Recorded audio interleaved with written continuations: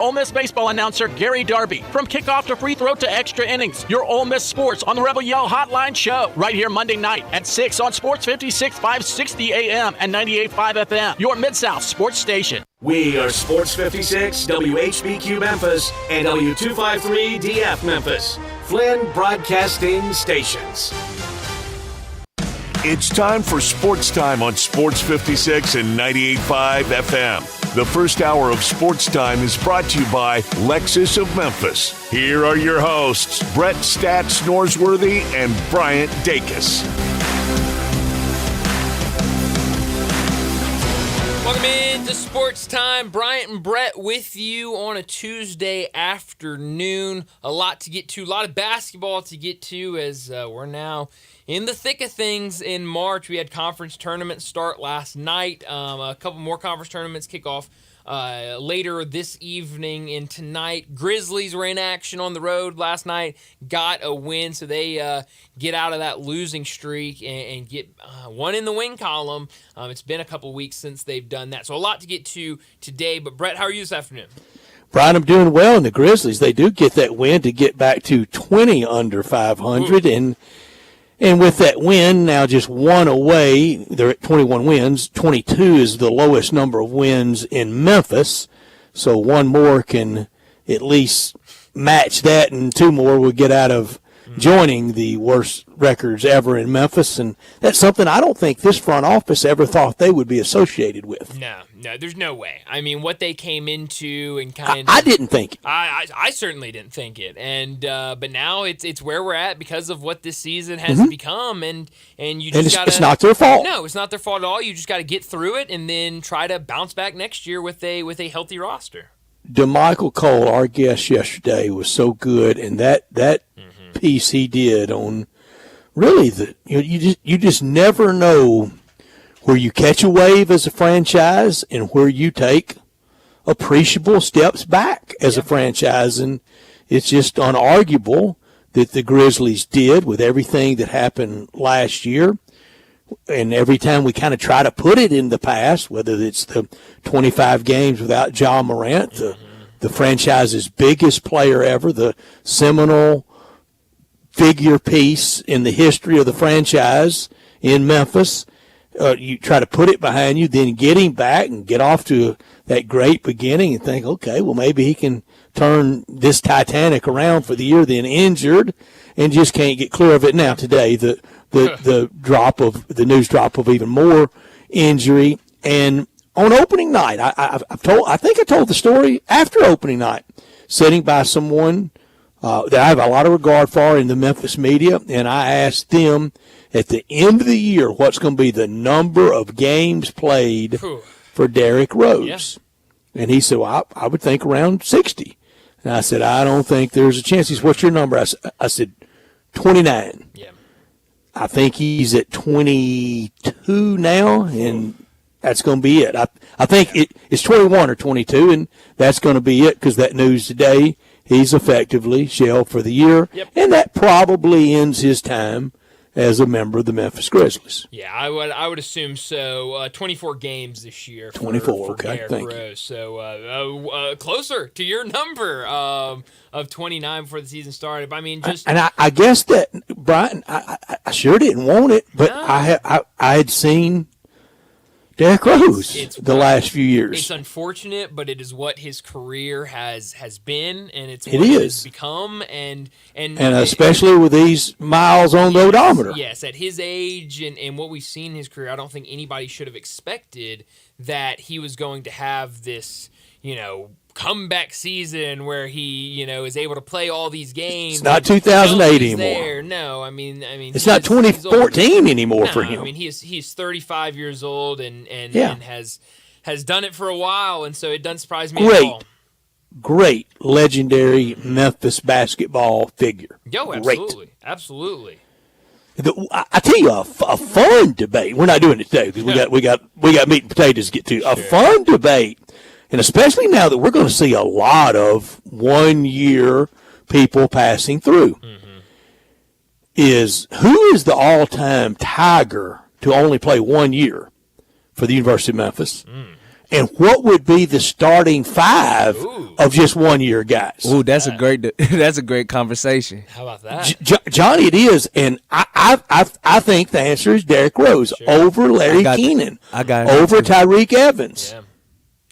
That's probably who I'd lean to. Yeah, I got Derrick Rose there too. James Wiseman 3 games was great, but well, they were something. They were event. Precious Achiuwa was 1 year. Precious Achiuwa was 1 year. Let me tell you that was something to see now. Yeah. No, you're absolutely right. It's a good question. David Jones, after 1 year, has been remarkable. Let's hope it's two. We hope it's. Penny I was about to said, say, we don't have to, hopefully we don't have to have that conversation. Penny said if he was to leave, David Jones go down in one of the, like Brett was saying, top to one and done's out of Memphis. I think should be. I mean, he's played. I think if he stays a second year, then we can have the 2 year guys, and there's no doubt the best 2 year guy in this program's history is Penny Hardaway. Sure. Oh yeah, for sure. But I mean, what David Jones has done, if he can do that again next year, if he comes back, I think he would certainly be in a conversation. If you start doing 2 year players and team, I don't know how many 2 year guys have been through here. If you can even make a team of that, certainly can make 1 year guys. I'd have to dig on 2 year guys, but I know Penny Hardaway was 2 and went to the Elite Eight 1 year, to the tournament the second year. 3 year guys. Mine is Larry Finch because there was no freshman eligibility then, and he only played for the varsity. Right. And that's how it was referred to back then, Brian. Love that. It is sophomore, junior, and senior years. That was legendary. Best 4 year guy, I don't think it's any doubt, is the all-time leading scorer and the all-time leading rebounder, and that's Keith Lee. Yeah, no, I mean, it's a good question, though, because there have certainly been a ton of really talented players come through Memphis, a lot of them that have been 1 year guys, and we might have to revisit that in the summer. We will. Especially if we get Put it in the July file. Yeah, put it in the July folder. We never get to it. And we'll try to get to it. But Brian, complete curveball. Okay. By any chance, did you see the Sports Center documentary investigation on the Kansas City Chiefs super fan? I did, actually. It was on like either last night or I think it's 2 been nights on a ago. bunch. It was like super late at night, and I saw it on and I watched it. Yeah, crazy. Chiefsaholic, as right. he went by, and he dressed as a wolf at the games. Absolutely. For people that hadn't watched it, I'm giving spoiler alert. If you want to watch the special on Chiefsaholic, mute your radio right now for 2 seconds. I'm not doing that. This is live radio. You just got to catch it as you catch it. It's like holding up scores for the Olympics. Goofiest stuff ever. That's right. But this, man, when I'm watching that, this is a guy, super fan, and it is, it is the perils of a lot of things out there right now. Brian, how many times have I said for fandom, for people out there, be careful wanting to be a part of the act. Sure. Be careful. Yeah. It's rough and tumble out there. And this person, now that doesn't mean that every super fan turns into robbing banks. No, I'm sure not saying that. That's not the natural nexus. I know that. I got pretty decent judgment. But this person, self-admittedly, enamored by the attention, by the stardom, by the fame, by doing talk radio hits, being super fan. And I thought the dopiest part of it was they had the kind of the one that's wanting to fill the void. They were interviewing him in full frock and his full regalia and dress. Nothing wrong with being a super fan. I am. I'm a fan. But and we've had them forever. Brian, there was 2 brothers. Brent Beard will know where they were from. I don't. Okay. There were 2 brothers that most of the 70s, they would go to Alabama games and they would dress up as Roll Tide. And they had the big Tide detergent boxes, and it was 2 brothers, and they'd get a lot of TV time and everything in the 70s and 80s. I even saw them at an SEC basketball tournament, outdressed in the full act in the French Quarter 1 year in New Orleans.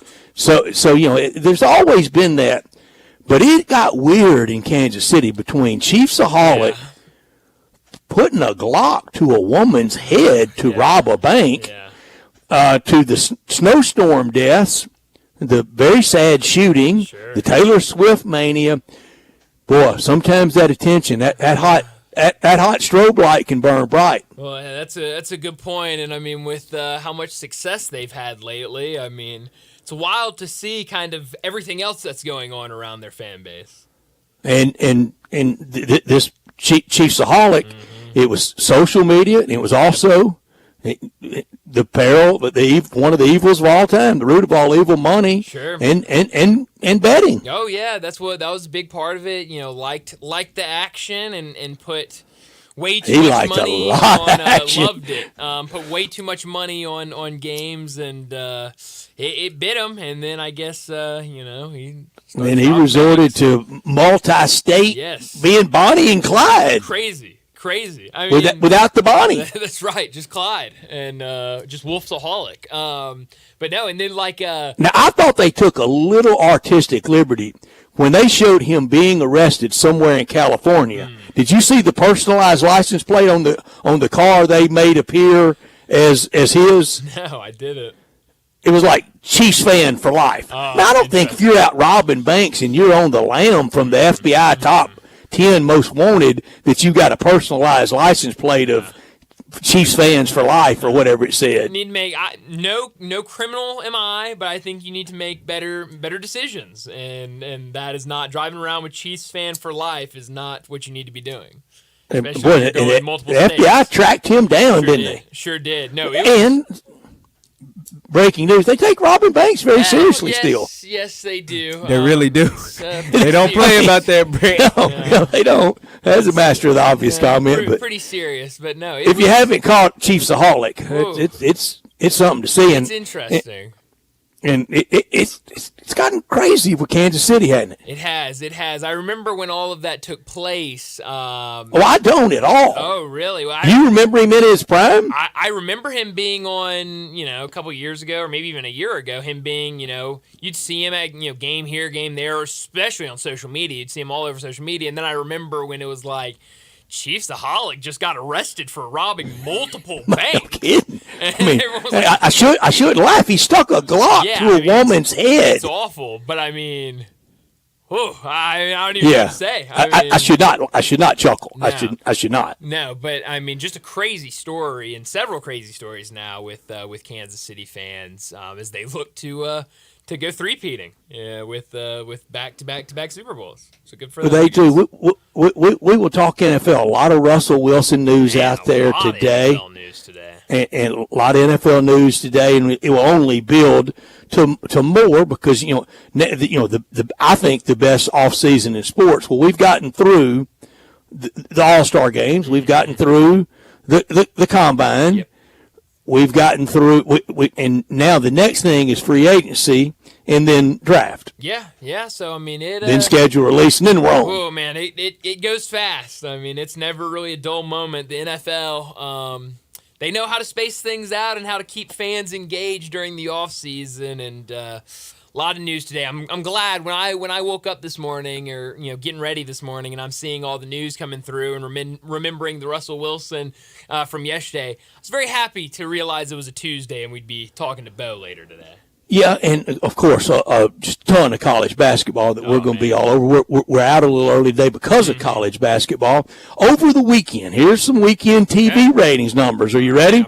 I'm ready. College basketball game day that was on ABC at 11 o'clock. At 11 o'clock. Which, not a fan of. Already game starting at 11 o'clock. I agree wholeheartedly. In fact, I'm flipping around going, have I missed it? From about 9 on, I'm going, if I missed, because I wanted to see Reese Davis open, and I nailed it on the open. Oh, you sure did. And it's nowhere to be. So finally, I'll start watching games. Well, heck, I missed it. Whatever. Mm-hmm. Then it's on. I'm channel checking. I said it drew 605,000 on ABC over the network. 605. Golf later that afternoon drew 1.3 million viewers on NBC. Wow. Any guesses on who won the golf tournament this weekend? I couldn't tell you now. I got none either. I didn't watch the stroke. I didn't watch the shot. I'll find our winner for us. I'm curious. Tennessee Bama, the game itself on Saturday night drew 1.6 million on ESPN, and on Saturday night Denver and Los Angeles on ABC 3 million. Wow. I'm still fed up because that was what stood out to me was that College Game Day was going off at 11 o'clock instead of 9 or 10 or anything. And then I just don't think that's a good idea for a network to have other games on other channels under your umbrella. When games are on, I'm going to watch games. I'm not going to watch conversation. Absolutely. But, it's good to know that on Sunday, here's the numbers for Sunday. Caitlin Clark, $3.4 million. Holy cow. That beat Saturday night NBA. Wow. She's a draw. $3.4 million for Caitlin Clark's record-setting game. That day, against Golden State and the Celtics, $3 million. Wow. She beat NBA by 400,000. How about that? Golf 1.4 Sunday round.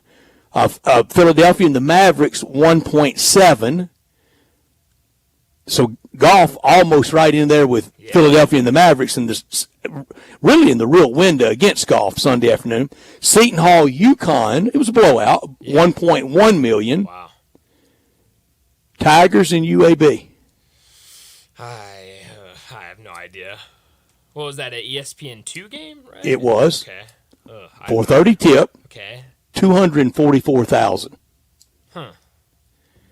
Snowboarding in Aspen. Oh, wow. I didn't know we had Where did that snowboarding in receive? Aspen this weekend. 615,000. Wow. Dang. Wow. It's fun to watch, them go down the slopes. And What? Paint wasn't handy to dry for us to watch instead of snowboarding in Aspen? Hey, that's what I'm thinking, Brett. Aspen, I hear it's beautiful this time of year. But almost 3 times UAB Memphis. Now, snowboarding in Aspen was on NBC, not stuck on ESPN2. Well, and the problem, Brett, people saw the score, and they didn't think there was going to be. That's very true. I do believe that. That's very true. Of what Memphis did, but I did not expect that. I got nothing on the winner for the PGA Tour. I tried to look it up. I don't either. I got nothing. No, I don't got anything. But maybe this week, the Arnold Palmer. Maybe we get. I think I would watch ice melt before snowboarding in Aspen. Well, kind of similar. You got the snow. You got ice, yeah. A little similar. Same thing. I don't know. Well, let me set up today's show before we get to top and not top story of the day. 3:30, Dave Woloshin, the voice of the Tigers, will join us to talk some Tigers after. What a wild game on Sunday. We'll talk a lot about that and the last week of the regular season with FAU on Saturday, and then the conference tournament and hopefully the NCAA tournament. We'll talk a ton about this Tiger team, what these next couple of weeks look like for Penny Hardaway in that group in our next segment. 3:45, we'll talk some more Grizzlies. They get a win last night, but we get more injury news today. Zaire Williams, Derrick Rose, both look like they'll miss the rest of the season as the injuries just continue to come. It seems like they never stop this year. 4 o'clock, Brent Beard from First Coast News in Jacksonville will join us to talk some college football, so get a little college basketball in there as we get closer and closer to these conference tournaments. 4:30, we'll talk some bracketology, a lot of college basketball action over the weekend, last night, tonight, a ton more games. And Joe Lenardi, we got an updated bracket earlier today. Jerry Palms is updating his every day. We talked to Shelby Mast yesterday, so we'll take a look at all the brackets and see where they've got these teams, where Memphis fits in these bracketologies. 4:45, we'll get to big number of the day. 5 o'clock, Bo Marchant will join us to talk the NFL on a busy day, a busy last couple of days in the NFL, so we'll have a lot to talk about with Bo. But we're going to get out early with Bo, probably about 5:18 or so. We'll get to Taco Bell crunch time around that time. Get out at 5:30 because Ole Miss and Georgia, that pregame will start at 5:30. Tip off down in Athens at 6 o'clock. So we're out early. Must win for Ole Miss. No, it's absolutely must win. If they want any chance. As is Saturday against Texas A&M,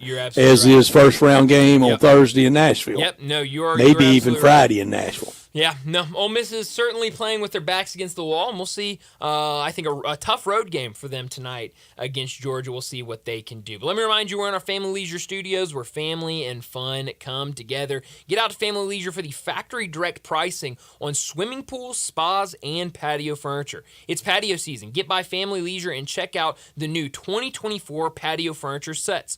Pool season will be here before you know it, so buy now and get in line for your pool installation and get pre-season pricing. Save $1,000 to $5,000 on all spas and swim spas. Also, special pricing on all in-stock saunas, theater seating, pool tables, and outdoor kitchens. Get over to Family Leisure 2120 Whitten Road, just north of I-40.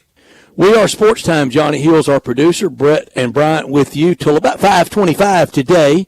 And you can join us by text or by calling. And all our guests will join us on the Sissy's Log Cabin phone, text, and call line at 901-360-8255. This hour of our show brought to you every day by Lexus of Memphis at 2600 Ridgeway and online at lexusofmemphis.com. Great offers on all 2024 models and always special leasing options. Drive in luxury and confidence knowing that every new Lexus comes with complimentary first and second maintenance services.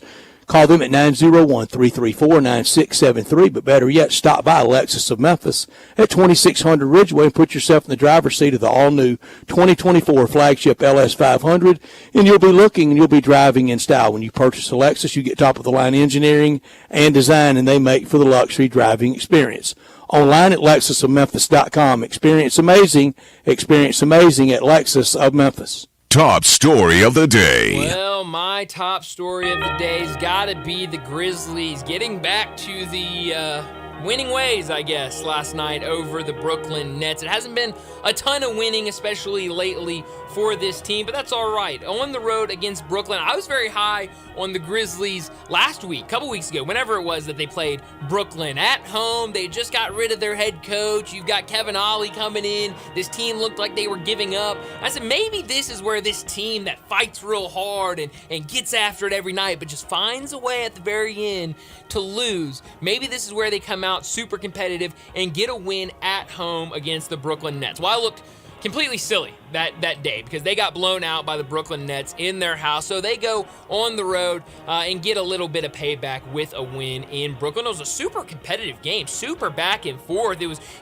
teams trading baskets all night long, and then a team would kind of go on a little bit of a run. You thought, well, maybe this is where they can kind of get away, and never really could. But the Grizzlies secure a 106-102 win, and a lot of that had to do with the big night from Luke Kennard. 25 points, 7 assists, including 6 made three-pointers, and now a lot of conversation about what do you do with Luke Kennard? Do you keep him? Do you make him a piece of this franchise moving forward, or do you try to go out and see what you can get for him on the trade market? Lamar Stevens, also another good game off the bench. A lot of people starting to talk about putting him on roster, bringing him back next year, and making him a bench guy. Jake LaRavia, surprising, almost 30 minutes off the bench, 29 minutes, played well, but I still need to see a lot more from Jake LaRavia if I want to trust him being on this roster going into next year. I've seen enough. I think I have too, but a good win nonetheless. As much as we say we want,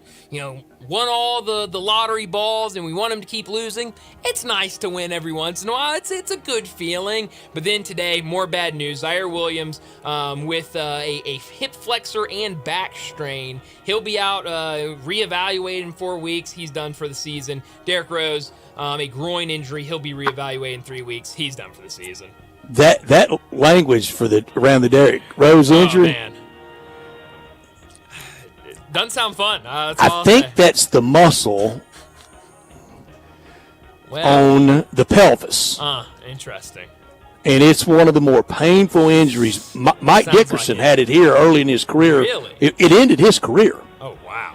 And it's often misdiagnosed before they finally figure out exactly what it is. Oh, wow. I had a nephew that had it, and we went to everybody you can go to before we thought it was a hip pointer. We're stretching it, and worst thing you can be doing to it. And I think it's the muscle torn loose from the bone on the pelvis. That's not fun. Which is not a No. fun area to be injured in. No, that's awful. I'm sorry I interrupted you. Done. Yeah, I'm good. I'm done. I'm sorry. On that note, I'm done. My top story: Russell Wilson was fired by the Denver Broncos. $85 million cap hit. They didn't care. They don't want to see. They don't want to lay eyes on him around their building again. They'll eat the money. I'd say Sean Payton knows something about quarterback play. And this morning, Robert Griffin III, a special kind of just really hot take. He was saying that Russell Wilson has been mistreated. in his late career move. And he compared late in career moves by Peyton Manning to Denver and by Tom Brady to Tampa to how Russell Wilson going to Denver and wherever he ends up, how he should be treated. He really went there. He really compared Russell Wilson to Tom Brady and Peyton Manning. That's a stretch. That's a special kind of stupid, in my opinion. I'm with you. Not top story of the day. Well, my not top story of the day, and I actually, made me even more want to make this my not top story of the day. It's the American. Down the stretch we go. Brett, you pointed out that starting now, after last night, every night we have some sort of AAC action, and about all of it impacts the leader plays tonight. Oh, yeah, USF and Tulane tonight. Tulane. The winner, the champion of the regular season. That's right. And earlier today, because I remembered that me and John were talking about it earlier today, and he said it's senior night tonight at USF, and I was thinking, I wonder how many seniors they have, because it seemed like they were, a fairly... How many fans they have. But going to their website, I mean, the amount of times I had to click off of the banners that popped up and said regular season champ in the American. Proud of it. I mean, it should be. Act like you've been there, South Florida. Congratulations, South Florida. They go tonight against Tulane, and really for the Tigers right now in fourth place ahead of UAB. But Charlotte, Florida Atlantic, there is a chance that they could get all the way up to number 2. I don't think it's very likely, but a week ago, I thought getting in the top 4 was unlikely, and now here are the Tigers, so a lot still to play out, and we'll get some word on that, or more clarity on that tonight and tomorrow. But also, I just saw this, Florida Atlantic is doing a red out on Saturday for the Tigers and the FAU game. So everyone wear red, it's a red out. Let's defend paradise together. That was the tweet from FAU basketball.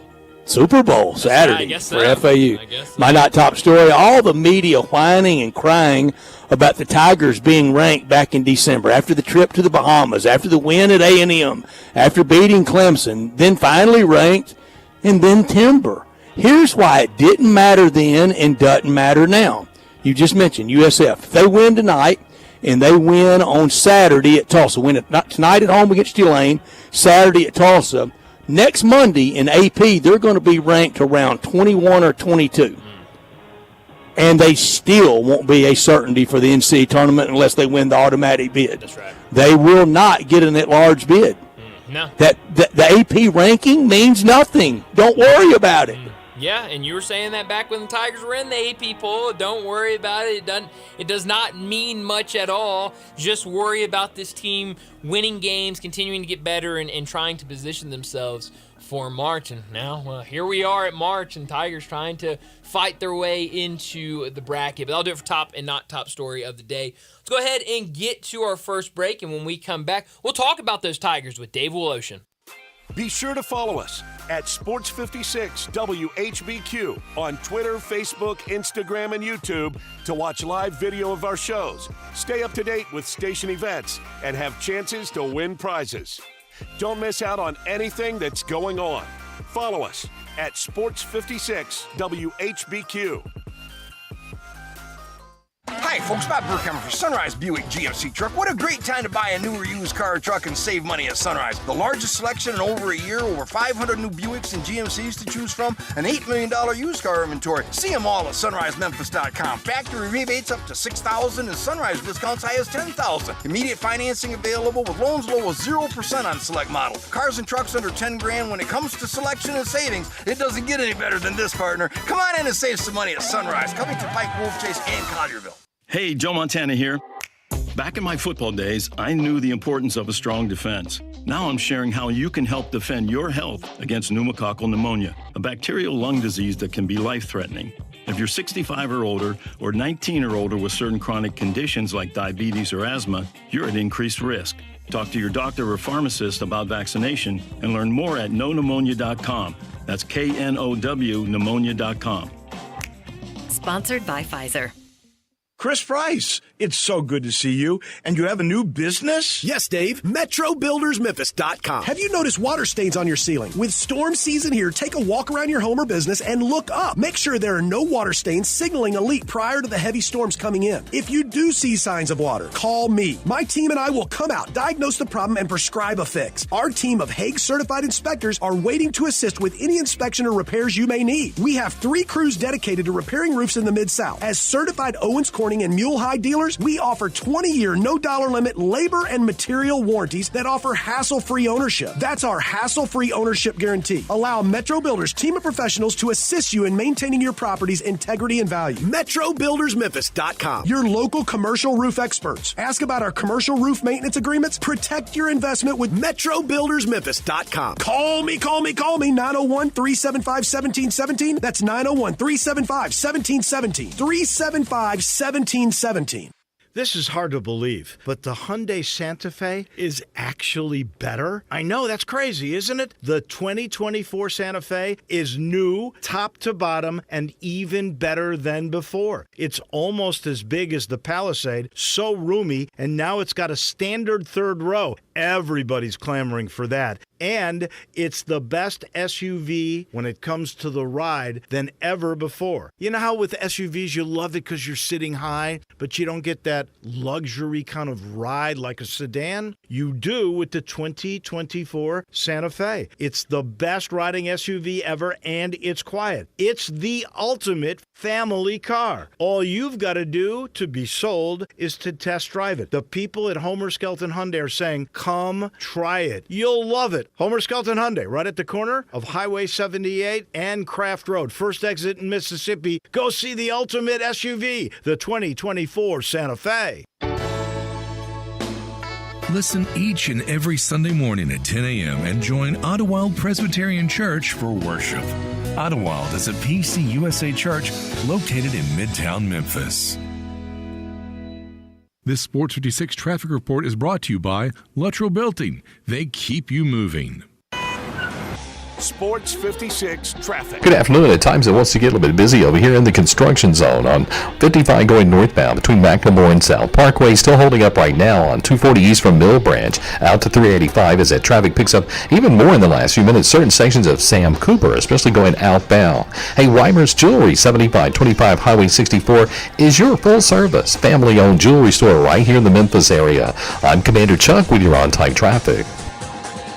Now back to Sports Time on Sports 56 and 98.5 FM. This hour is brought to you by Lexus of Memphis. Here are your hosts, Brett Stats Norsworthy and Bryant Dacus. Welcome back into Sports Time. Bryant and Brett with you in our Family Leisure Studios, and joining us now on the Sissy's Log Cabin phone line, Dave Woloshin, the voice of the Tigers, joins us now after another Tiger victory on Senior Day. I mean, Dave, have you ever seen a game play out like that? UAB scores 61 points in the first half. The Tigers are trailing by 15 after a buzzer beater 3 by Javon Quinterly, and then they come out, and before you know it in the second half, they're right back in it and end up scoring 60 points in the second half to win very comfortably over UAB. Have you ever witnessed something like that in a college basketball game? I don't think I have, honestly. I've been thinking about it. I've been watching very close college basketball since 71. I even went to some Loyola Rambler games when I was 10 years old in 63 when they won the NCAA championship. I don't think I've ever seen this. I'm not sure I've ever seen a 22-point deficit erased in 5 minutes. And that's what this was. 5 minutes. Totally erased. That's hard to believe. I don't know that I've ever seen, even in my games, a 46-9 run. Wow. It's only the second time in the NCAA where a team that was behind by 20 won by 15. And at one point, the team that was behind by 22 was up by 21. And this is against a team that actually beat you once before. So, no, I don't think I've ever seen anything like this. I know I've never seen Andy Kennedy get ejected because he coached 600 games and he'd never been ejected before. In fact, those were the first 2 technicals in the 4 years that he's ever gotten as coach of UAB. There were a lot of firsts in this game. It really was amazing, and it shows you how bad Memphis can be because that defense was atrocious in the first half, and then really one defensive and one offensive adjustment that Penny talked about, and all of a sudden everything was different, and you played incredible D and turned them over, and you didn't turn the ball over but one time. I don't think I've ever seen a 180 like that. Yeah. Dave, it was astounding. It was breathtaking. The speed of it. I mean, from being down 15, Javon Quinley's shot before the half was really, really big. Not just 18 points to 15 points. That shot. A lot of times you hear people say that there's no 18-point shot out there. That one just about counted for 18 because it really buoyed the Tigers, and then the speed of just the total takedown of UAB. And you talked about it, the contrast. And Dave, now we're at the end of the year. What scares me for the Tigers is I'm scared that they can run into teams from here on, that they could have 2 halves look like that first half. But also what gives me hope, they can have 2 halves against anybody in the country that looks like that second half. Why can't this team be consistent? I wish I could tell you. Penny would probably pay you if you could tell him. I do not know. The one thing I could venture for this particular game was maybe some of the emotion from this being senior day. It was really a teary thing when David Jones' sister surprised him, came from being in the Navy somewhere. They gave her the day off so she could come and be a part of it, and she actually lied to him and said she wouldn't be there. So that was their embrace alone, brought a tear to my eye. You're watching Caleb Mills, and he's got to use a cane to walk out there for his senior day. I mean, just the fact that this was Penny's first time as a father for senior day, that was, I think, emotional, although he hid that pretty well. But I think there was emotion for him and for Jaden. So I don't know, maybe that was the reason for the start, although they were up 4-0. I wish I could tell you, Brett. I know they made one major offensive change in the way they played in the second half. They put David Jones in the middle of that 1-3-1 zone, and that somehow and flashed him. Stymied UAB, and then defensively they just stopped switching. They just wouldn't switch. They stayed with their guy. That took away UAB's rhythm, and I think UAB was two things. They were just shocked by the changes and the quickness, and also for whatever reason, Memphis' speed just took over. And Memphis is faster than most teams when they really get going. And Tomlin has become such a force in all of this. He wasn't that way early on. Now we're seeing why he helped K-State get to the Elite Eight last year. Yeah. No, absolutely. When you mentioned Naquan Tomlin, he's been playing great over these last handful of games and looks just completely different. I mean, what do you credit that to? Do you think that's more of just him getting more comfortable after joining this team kind of halfway through the season? Do you think it's this consistent playing time that he's getting now that they're really lacking that depth in the front court? What do you put to his recent play? I think there's a couple of things. I might have mentioned this a week or two ago, where, they played him as like a 4 and sometimes a 5, and he's a 3. Yeah. So when they moved him really to primarily play the 3, where he starts on the perimeter and crashes in and sort of gets a head start, I think that helped him. 2, I think the fact that he's gotten to know these guys better and where they want to be, how they play, how they'll get him the ball, that's 2. And then 3, remember, he hadn't played. So he wasn't really in shape. He didn't look like it. He looked like he was in terrific shape. But there's a difference between, you and me working out and being fit a little bit, and then a game at the collegiate basketball level fitness. And I think he finally got there. All those 3 things combined have made him comfortable and made him, as potent a player as he was at the end of last year. The easiest route to being on that bracket is being the automatic qualifier, the champion, the bid from the AAC tournament like a year ago. Do you think it's win the AAC tournament or bust for the Tigers, or do you still think there's an at-large scenario? Oh, I think if they win at Florida Atlantic on Saturday, then I think if they win a couple of games in the tournament that they will be in. I believe that. They're already in Lenardi's next 4 out, right? They are. So I think that win there and a couple of wins at the tourney would probably get you to the finish line. I think if you lose at FAU, you're probably going to end up having to play 4 games in 4 days. I think this team is capable of doing that, but I think it would be hard. But I do think there's a way if they win in Boca on Saturday, and I think that's a task. That was a great game here. UAB was FAU was favored by 1.5. I think they'll probably be favored by 4 or 5 in that game on Saturday, depending on what they do this midweek. But I think it's doable. But I think they're definitely the underdogs to that. The numbers are a little bit imposing, but I can buy your argument. I can make that argument that you're making. I can make the argument against it, but I could play both sides. There's a lot of numbers out here, but I think it should get down to something as simple as this, Dave. Right, that committee, whether it's Saturday night, Sunday morning, an hour before they got to hand it to CBS, I think this should factor in. You got on the last 4 in, you got Seton Hall, New Mexico, Virginia, Wake Forest. Well, wait a second. Memphis beat Virginia. Memphis beat Virginia badly. You got A&M on a lot of these lists. Well, wait a second. Memphis beat A&M. Head-to-head should matter, shouldn't it? Should. They beat A&M in College Station. Yeah.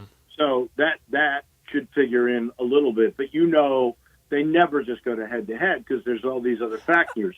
I'm not saying just head-to-head. I'm not saying just head-to-head, but when you throw in net and you throw in strength of schedule and you throw in quad 3 and quad 4 and all this and upside down and all this stuff, I think somewhere in there head-to-head should be mentioned. Oh, definitely. I think it should be the number one thing you look at, personally. Especially if you beat them on their home floor, and they were ranked at the time that you did it. I mean, or you beat them by 23, or you beat them by 23 at home. Yeah, I mean, you absolutely murdered them. That team quit on themselves. Memphis had just totally demoralized them, and I think Clemson's a good team too. And that was a heck of a game, and they beat them. Now that's a home game, but they're 7-2 against the Power 5 teams. Just playing 9 games against the Power 5 should get you something. I think that resume before conference play should account for something. And, I was having this argument today with Mike DeCourcy. I heard every minute of it. If they win the next 2 games, they've won 16 in a row, including beating Memphis at Memphis and FAU, and, by the way, knocking off Florida State. And you've won all those games in a row. I know there's 9 quad 4 wins and there's 2 quad 4 losses at the beginning of the year, and so if you're taking the whole body of work, that has to count for a bit. But new coach, new regime. I think I'm with Mike. I'm with Mike. I don't think USF should be. But you mentioned Clemson. Clemson's net today is 25. Clemson's strength of schedule is 16. The Tigers' strength of schedule is 110. Virginia's strength of schedule is 87.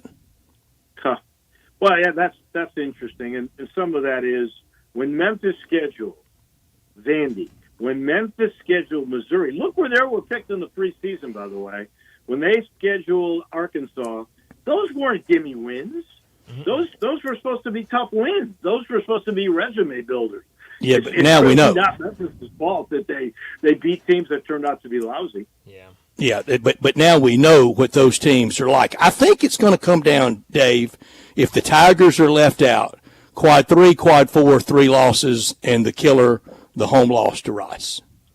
That's going to continue to kill you. There's just no doubt about that. I know that if you had one game you'd really want that, and probably the USF game you're up by 20, those two really killed you. You know, VCU could end up being it's a quad 2 win now. If they were to win the A-10, maybe that would inch your way up.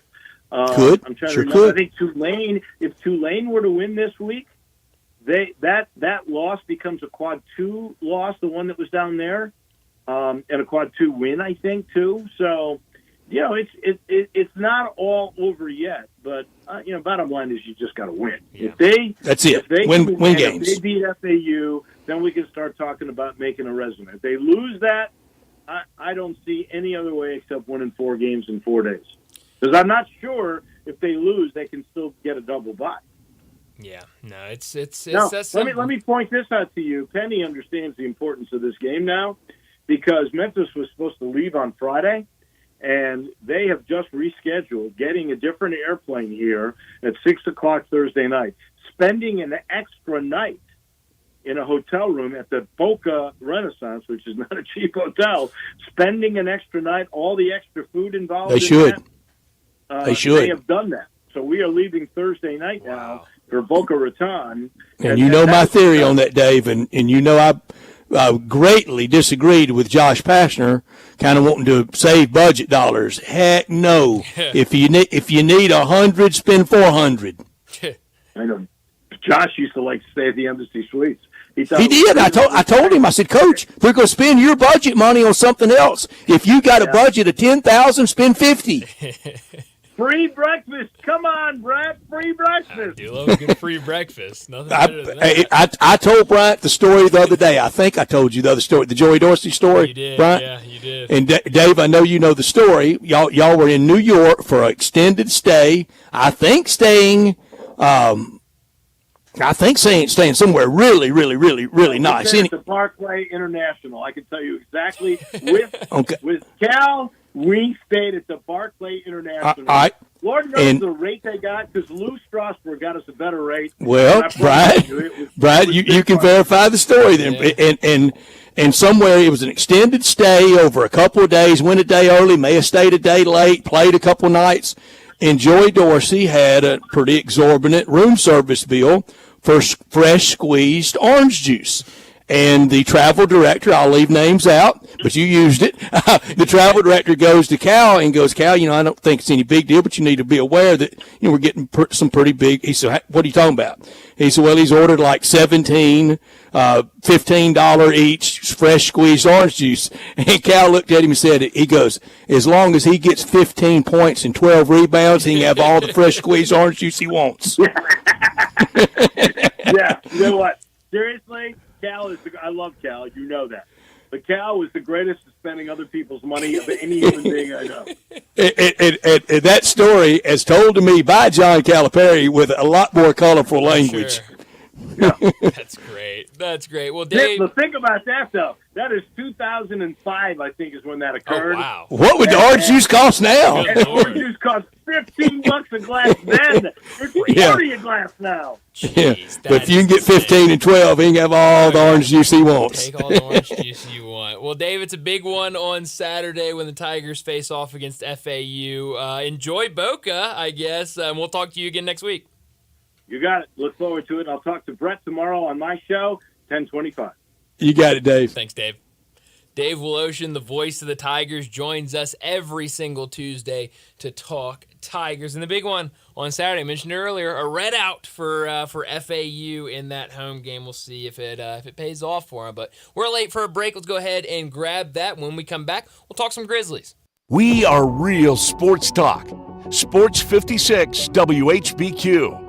Available on your radio dial at 560 AM and 98.5 FM, as well as around the world online at sports56whbq.com. Take us with you everywhere by downloading the Sports 56 app. And at home, just say, Alexa, play Sports 56.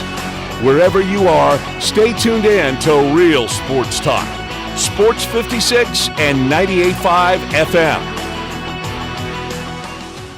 I am such a failure. You're going to have to narrow that one down a bit. As the spokesperson for Central Barbecue, I have failed to tell everyone about the new location in South Haven. Technically, I'm the spokesperson for Central Barbecue. Well, I haven't told anyone, but there's a new location in South Haven that's super convenient for the people living there. And I haven't told them that location is where all the Central Barbecue catering for North Mississippi comes from. If we could get back to the Central Barbecue spokesperson thing, see, you have to do this because you work here. Now, I have no clue how I'm going to face the people of South Haven. I have besmirched the name Central Barbecue spokesperson. Besmirched? East Memphis Ace Hardware is more than just a hardware store. It's really a customer service store. With 20 employees along with complete inventory of items, big to little, finding what you need is easy. Choosing from a complete selection of Big Green Egg as well as Traeger and Weber grills. And the Garden Center has everything for your yard. You can get glass cut, repair screens, even new keys with key fob programming. Tools, nuts, bolts, screws, you need it, East Memphis Ace Hardware has it. And they're just down the street at the corner of Quince and White Station.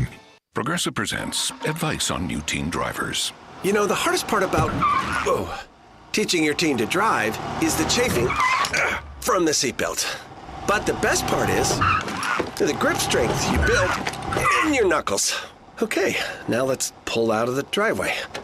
Here's another tip. Offset a chunk of the cost of adding a teen to your insurance with Progressive's Teen Driver Discount and get a break from the brake. Progressive Casualty Insurance Company and affiliates, not available in all states or situations.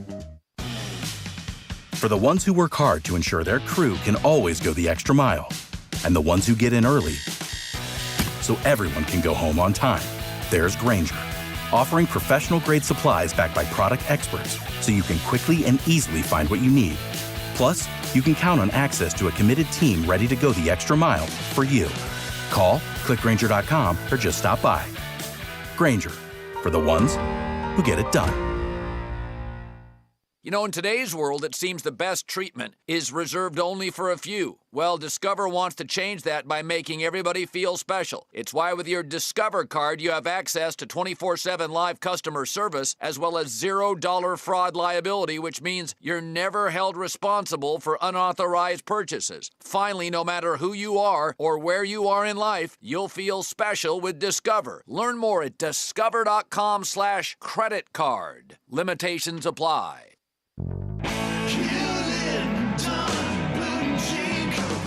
Hewlett & Dunn Boot and Clothing Company, we have it all. From handmade Amish leather belts, fine and casual clothing, boots, casual boots, work boots, fancy boots, and even safety-toed boots. Lots of cowboy hats to choose from, even Nebo lights, good-looking duck head dress shirts, duck head caps, shorts, and pants. Tons of jeans from Ariat, Wrangler, Devil Dog, and Kimes Ranch jeans. At Hewlett & Dunn, we have a great selection of Old South t-shirts and caps. Fine clothing from dress to casual to Sunday best. Enjoy choosing from UFO's orthopedic-approved shoes. Hewlett & Dunn Boot and Clothing Company. Boots of every size, every color, every skin. Great quality Western, work, and safety toe boots. Hewlett & Dunn Boots and Clothing Company. 111 North Center Street, Collierville. Hewlett & Dunn. Hewlett & Dunn, serving you and your family since 1961.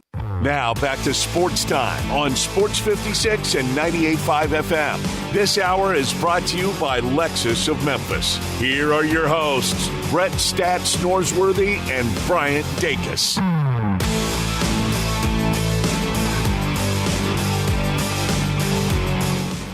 Well, we talked about it earlier, but the Grizzlies, they got the win last night over the Brooklyn Nets. Long losing streak they were on, but they were able to snap it and get one win. They're back in action tomorrow night against the 76ers up in Philadelphia. But, you know, the blows just keep coming for this Grizzlies team in terms of injuries. Zaire and Derrick Rose both going to be out for the rest of the year, it looks like, after the recent report from the Grizzlies PR department.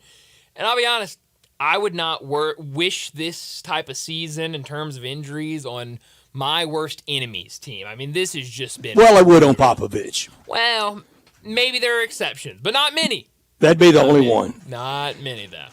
No, I wish the Grizzlies would get this figured out. If we're going to do the tank thing, we got to do the tank thing. And if you're not going to do the tank thing, when you occasionally have a good effort and you're going to win, do it at home in front of your fans. Right. That's right. I wish they would have flipped those Nets games. Get a win at home in front of the home fans, and then get blown out on the road. I'm fine with that. I mean, go to the WWE and learn how to follow a script. Yeah, well, maybe it's a good thing that they don't know how to follow a script, or we don't have to be questioning if it's rigged. Did you find yourself at all torn last night? Were you go Grizzlies or no, don't really do that. No, I don't want you to do this.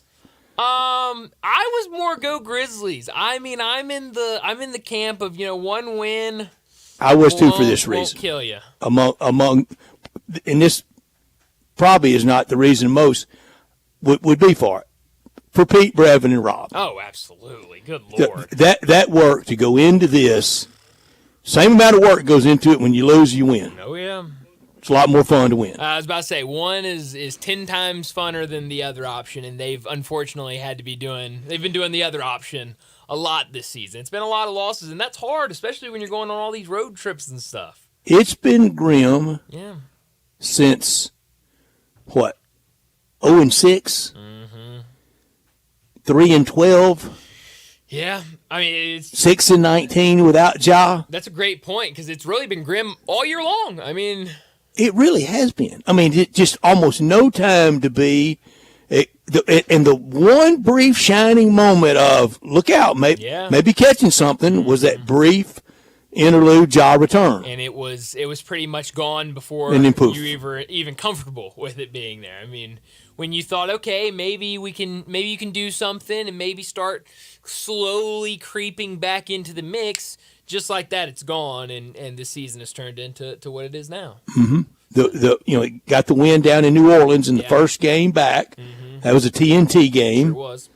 Put a couple together. Mm-hmm. Won again in New Orleans. How about that? And then, after that, it was pretty much downhill. All the injuries started piling up. And especially in the new calendar year, it's been dreadful. Since the start of January, I mean, we could probably count on all our fingers, on just two sets of fingers, the wins that they've had. It's just been really, really bad. But, hey, that's the way the season is. Hopefully next year, they bounce back with it'll make next year feel real good. It will. I mean, and I really believe a year from today, it will feel real good. I do. With any kind of good breaks. No, I'm with you. I think there's a lot of winning in the future with this team. This isn't the same situation that a lot of the teams that have the same amount of wins with the Grizzlies are in. It's very, very different because of injuries. Well, let's go ahead and wrap up this first hour, get to a break. When we come back, we're talking some college football, a little bit of college basketball with Brent Beard from First Coast News in Jacksonville.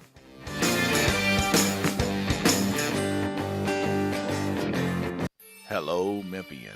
Wake up each and every Tuesday morning weekly to Cup Club Early Morning Show. Cup Club Early Morning Show each and every Tuesday morning weekly, 6 a.m. to 7 a.m. right here on AM 56. Hosted by former Arkansas State Red Wolves Hall of Fame fullback Ricky Jemison. Enjoy special guest interviews, top sports local, nationally, and Monsters Game Pro Football League updates. Cup Club Early Morning Show right here on AM 56. When you think about insurance and you want great value without sacrificing great service, I want you to think one place, the Eflin Insurance and the entire Eflin Insurance team. Matt and his group of professionals will access 10 leading companies to find the right home and auto program that fits your budget and your absolute needs. The Eflin Insurance team, the number 386-GER, 386-4777.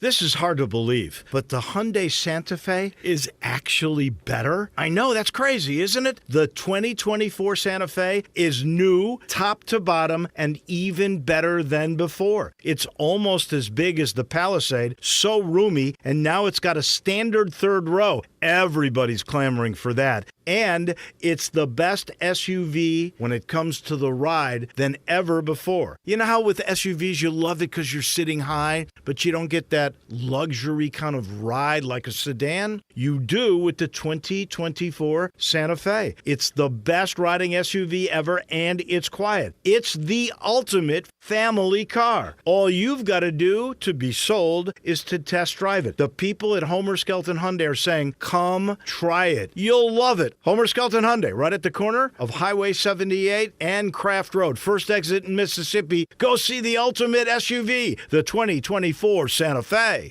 This is a special alert to all Americans who own a vehicle with less than 200,000 miles with an auto warranty about to expire or with no warranty coverage at all. Due to a decline in the economy, CarShield is announcing a low-cost month-to-month vehicle protection plan that is now available to the public to save any driver out-of-pocket expenses on future auto repairs. Call now to find out how you can pay almost nothing for covered auto repairs. Yes, you heard that correctly. Pay almost nothing for covered auto repairs. An open phone line has been established for all drivers to call for a free quick quote. Call 800-989-8906 now. Drivers who are covered will not have to pay for covered repairs again. This protection plan is at an all-time low. Additionally, drivers who activate this vehicle protection today will also receive free roadside assistance, free towing, and car rental options at no additional cost. Call us for your free quick quote today. 800-989-8906. That's 800-989-8906. What do you have to lose? Call 800-989-8906. Again, 800-989-8906. If the woman of your dreams has been searching online for the perfect engagement ring, she's figured out there's a few brand names that are worthy of consideration. Hey, it's Eric Hasseltine, and she doesn't want a plain, ordinary cookie-cutter ring to wear the rest of her life. She wants a world-class designer ring, handcrafted by a true artisan that will hold value and stand the test of time. She's found Tacori, Verragio, Ajafi, Simon G., among other premium American-made designers. But when you try and find these exclusive rings, you quickly realize most stores don't offer them. They have knockoffs and lookalikes, kind of like those imitation bags and watches on the streets of New York City. But there is one jeweler where you can find the real deal, Genesis Diamonds. Genesis has been chosen by all the most sought-after designers. Genesis is your exclusive home for these iconic brand names that define excellence. Other stores can only dream of being able to offer these, but only Genesis has them. So be careful. Don't settle for anything less than the ring she is worthy of wearing. Genesis Diamonds at Poplar and Perkins Extended. Welcome to the Rendezvous.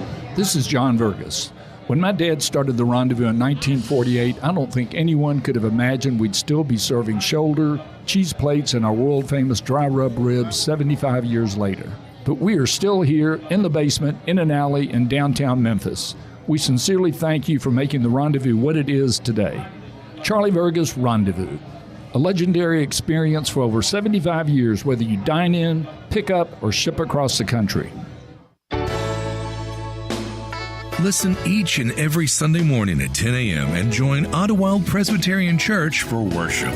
Ottawa is a PCUSA church located in Midtown Memphis. Sports 56 traffic. Good afternoon. From time to time, it wants to get a little bit heavy over here northbound on 55, trying to get up through this construction zone this afternoon around Crump, passing South Parkway. Traffic still decent right now down through South Haven as we stare at it live on 55 southbound all the way down into DeSoto County. 24/7 reliable crane and rigging services here in Memphis. Tomahawk Crane and Rigging. Check them out at tomahawkcrane.com. I'm Commander Chuck with your on-time traffic.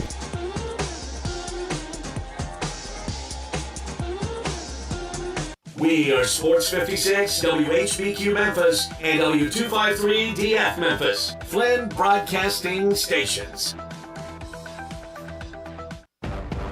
College football talk every Tuesday with Brent Beard, Heisman voter, and on Twitter X at Brent Beard. SEC, ACC, AAC. We talk it all with Brent. Here's Brent Beard with Bryant and Brett. Brent Beard joins us now on our Sissy's Log Cabin phone line from First Coast News in Jacksonville. Talk some college football, a little bit of college basketball. Brent, thanks so much for joining us. Last week when you joined us, we were talking about the idea of a 14-team playoff. Since then, we've gotten more information about what the likeliest option for a 14-team playoff would look like. It would include 3 automatics for both the Big Ten and the SEC, 2 automatics for the Big 12 and the ACC, 1 automatic for the Group of 5, and then the rest would be filled in with at-large teams. What do you think about this model? Do you think this is one that could be successful in college football? Well, I think it's possible. I mean, you're only talking about 2 more teams, but I do think we ought to let the 12. Let's do some of the 12 first before we expand it. I mean, I've heard that Tony Petitti, the commissioner of the Big Ten, would even like one that's 16.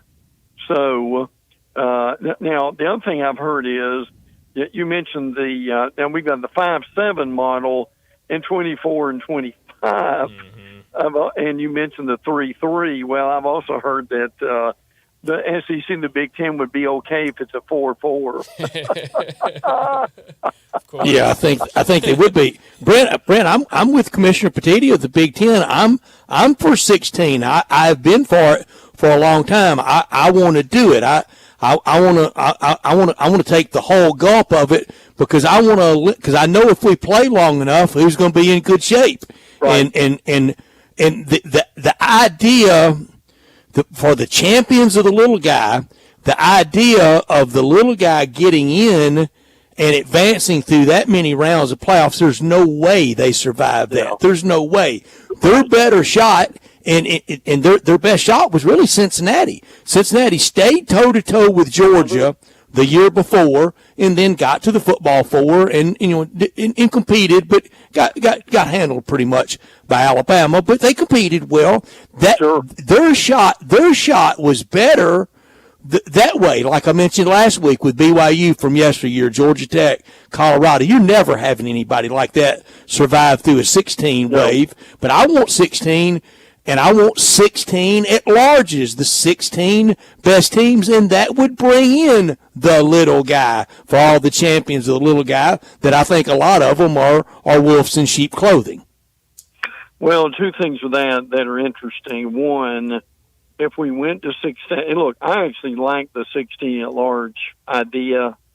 Now, if we did that, would they get rid of the conference championship games? Yes, and I think they should. I agree, but Brett, you know what I know. Yeah. The amount of money, brother, that they bring in on that thing is... Well, Gary Stoken would have a heart attack at the idea of getting rid of it because this year in Atlanta, Gary Stoken and the College Football Hall of Fame people, the Chick-fil-A people, Coca-Cola, a lot of Delta Airlines, a lot of great corporate influence in Georgia Power Light. We see all the advertising. They're in effect this year in 2024. They're having 3 bowl games. They're having the SEC championship game. They're having the traditional Peach Bowl, and they're hosting the College Football Playoff National Championship game. They sure are. Yes. Well, and look, it's really just amazing when you think about that. And I remember seeing the numbers, guys.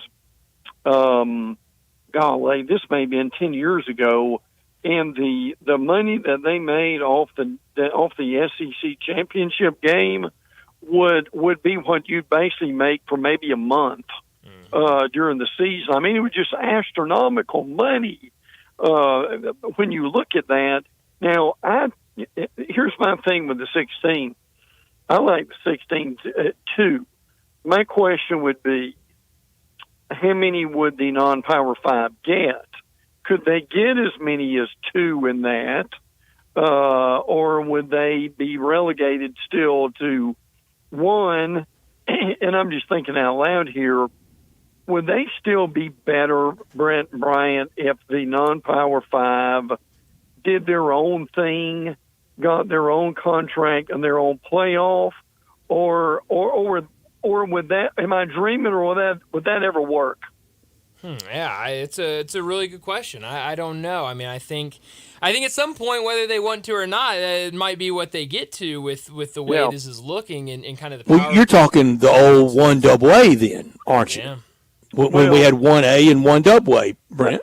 I know we got FBS and FCS now, but you're talking a delineation even. Yes. I don't know that I want that. I want the best in there. If the non-Power 5 have 15 teams that are worthy of it, put them in there. I know they won't, and they know they won't. Right. But if they did, fine. Yeah. Well, I'm just thinking what the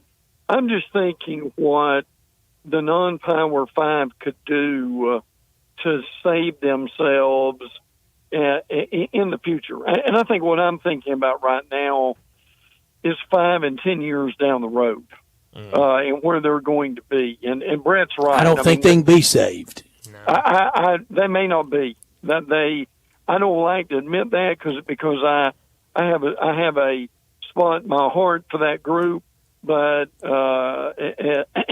and yes, I don't want to hear that come out of my mouth, but that very well may be true. And I like to call myself an optimist, but before optimist, I like to call myself a realistic optimist. And we got to be real. We got to be realistic. UL Monroe and Arkansas State and Middle Tennessee. I don't know how they're going to keep up with these TV deals that Big Ten, SEC are going to garner in the open market. With the Big Ten and the SEC, would they really go it alone and just say, to heck with all y'all? We're just going to do what we've been wanting to do for a long time, and we're going to play among ourselves. With the I think we've broached this before, but with the non-Power 5, would if they decided to do their own thing and do the best they could to have a TV deal and a playoff, could they survive in the spring? I don't think so. Either. I know that's been bounced around a little bit. I mean, I would watch it because I'd watch anything college football related. But I know people brought that up as would that be a possibility? Would that be an idea for them to work that? But I would kind of tend to agree. I'm not sure. But do you think Big Ten, SEC would go it alone? Yes. Yeah, eventually, yes. I think. Now, they may be 25-member leagues. Well, and that's basically what it would be. Oh, yeah, absolutely. I mean, they would morph into but the AFL and NFL. Yes, basically, yes. Fox and ESPN. Yep. Oh, yeah. Absolutely. And I mean, look, we're reading between the lines on what they're saying with this, and certainly what you hear and what you read is the fact of, we've given the NCAA, we don't think they come up with anything that they can solve these issues.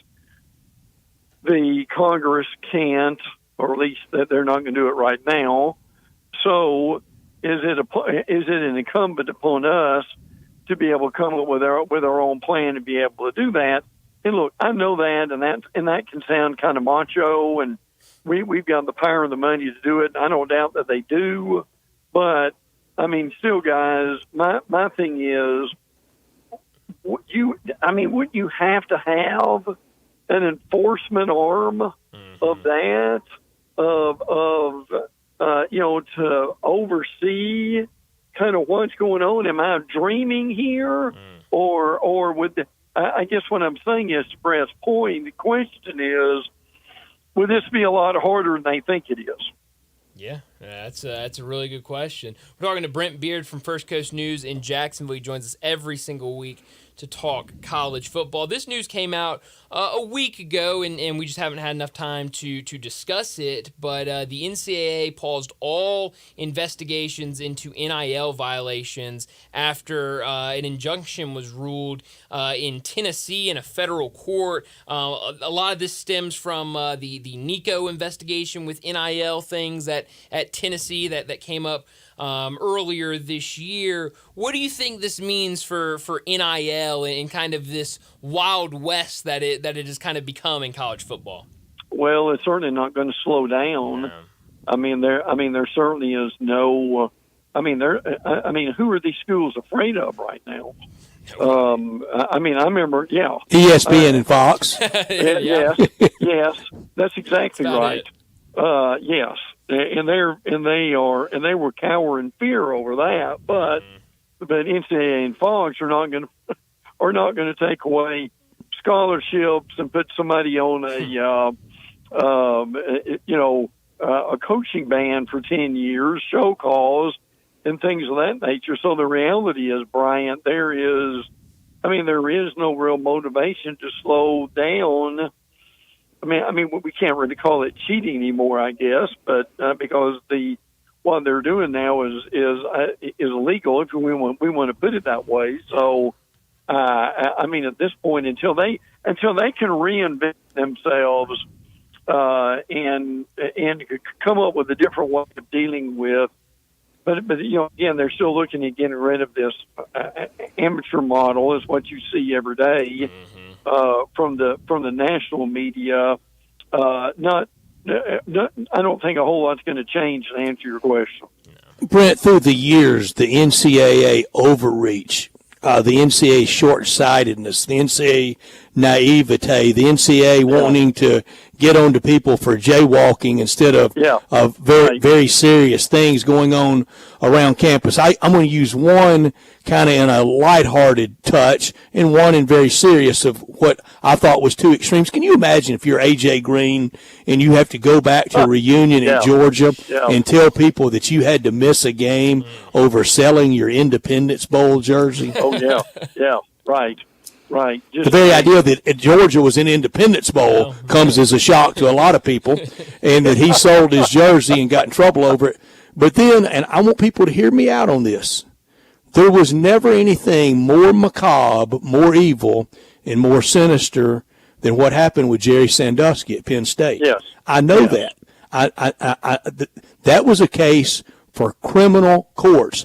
How in the world Penn State almost got the death penalty over that, something that had nothing to do with competition, and now, again, macabre, sinister, evil. Right. I use those words for a reason, but how that got into NCAA transgressions, what are we doing here? Yeah, absolutely. I'm not, and I remember thinking back then, why is the NCAA even involved with this? Do they? It was for the DA. It was for the courts.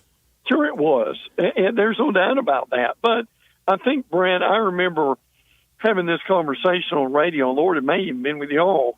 Do they think they just need to do something here, just to say? Well, they do. That they're doing something, and in their own way, thinking they're making a statement to society by doing so. I'll give you one from basketball. Let me use these words. Horribly sad. It was one of the most breathtaking breaking news stories ever, was the death of Len Bias celebrating, partying on draft night. Right. How in the world Lefty Driesell was forced to be fired at Maryland in June of 1986 over a player that had graduated in May, had completed his eligibility in March. He was no longer under any rules of his program, and it was fire him or you get the death penalty, Maryland basketball. Yeah, that's amazing. There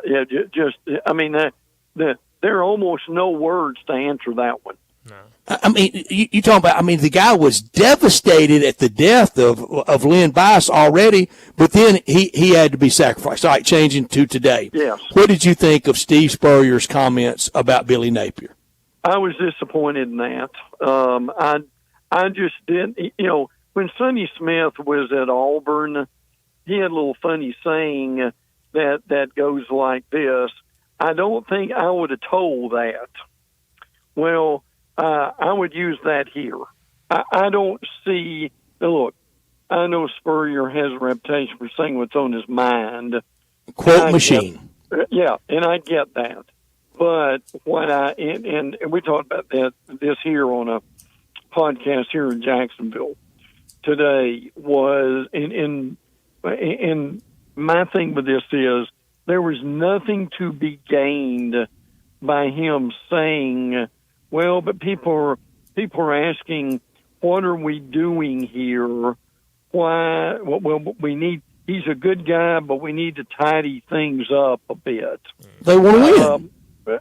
So, look, and I know winning will take care of a lot of these issues, but when you've got your former head coach who, and Brett understands this really well, who is still revered, and that may be a small G God. Yeah. Yes.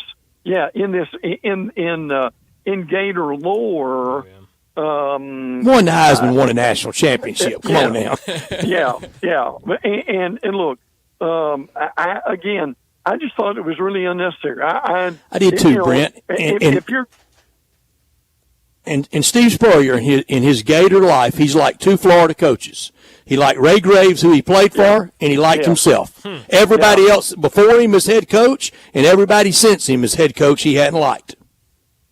If you're going to say something, just say, we're pulling for our coach. We think we can that we're going to be okay. It's a tough schedule, but we're going to support him. End of quote. To me, that's all you needed to say. But he is a deity to a lot of sports writers that have covered the Gators through the years.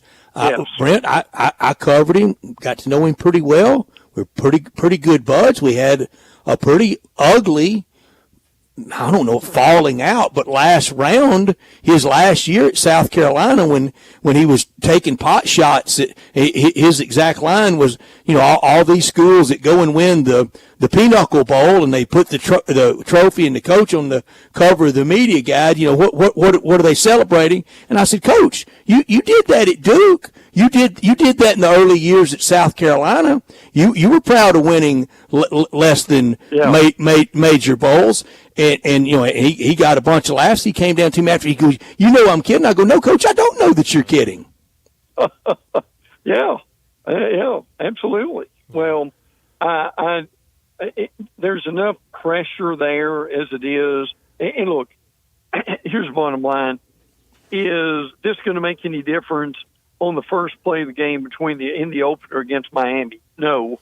But the reality is, there are enough people, and I hear it in the gym, I hear it at church, I hear it at the grocery store, Gator fans who don't have a whole lot of confidence in what's going on right now, and who that just gives them more ammunition to have doubts. So no, I just thought he could have gone and said. Yeah, I'm with you on that. Well, you mentioned Miami. They started spring practice yesterday. And so I'm curious, you look at Miami, you look at Florida State, two of the bigger colleges in the state of Florida, both in the ACC, both with transfer quarterbacks coming in to take over as a starter, DJU at Florida State, Cam Ward at Miami. Who makes the bigger impact for their team this season, DJU or Cam Ward? Ward, I think, but I'll qualify it with that. I don't know if Ward's got it, the guys around him. Now, Ward may be able to, if you're a good quarterback, you can rise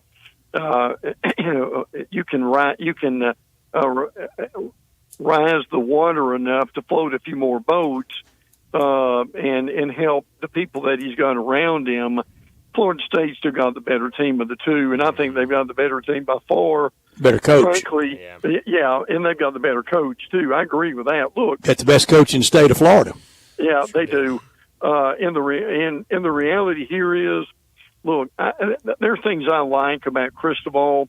He's a good recruiter, but the thing that I've said for a while now is the problem with Cristobal, and you saw it at Oregon, you've seen it at Miami, they have one or two mystifying, abysmal losses every year. Georgia Tech last year. Yes. And then before that, you remember they lost to Middle Tennessee State. That's right. They and until they can really shake that off, and listen to me, guys, and look, I may be wrong with this, but they've got as big a rebuilding job to do as Florida does. Brent, there's a lot of predictions out there. I call it lightly shaded pencil. People doing W's and L's. I don't want to take any of this to the bank. Making picks on March 5th. I don't know if I want to take picks to the bank in the lobby of the hotel in Dallas at SEC Media Days. But I'm going to give you two teams that are very popular off-season picks: Missouri and Ole Miss.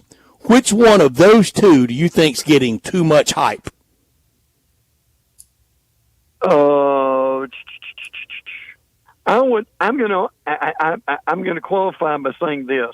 I'm going to say Ole Miss, but I think they could back it up. I think I would say Missouri for this reason. Lane Kiffin's had 2 double-digit win seasons at Ole Miss. Yeah, right. Drink's only had 1. Yeah. So Lane has shown that he can do it again. He does. Yeah, I agree. And look, I think Ole Miss will be a top 10 pick in the magazines and the preseason polls. I like Drink. They've got Brady Cook coming back. They got Luther Burden. Yeah, they're loaded. And they did lose their defense coordinator at LSU. Lost their good running back. They sure did. Ole Miss lost their good running back. Well, yeah, to put it mildly, yes.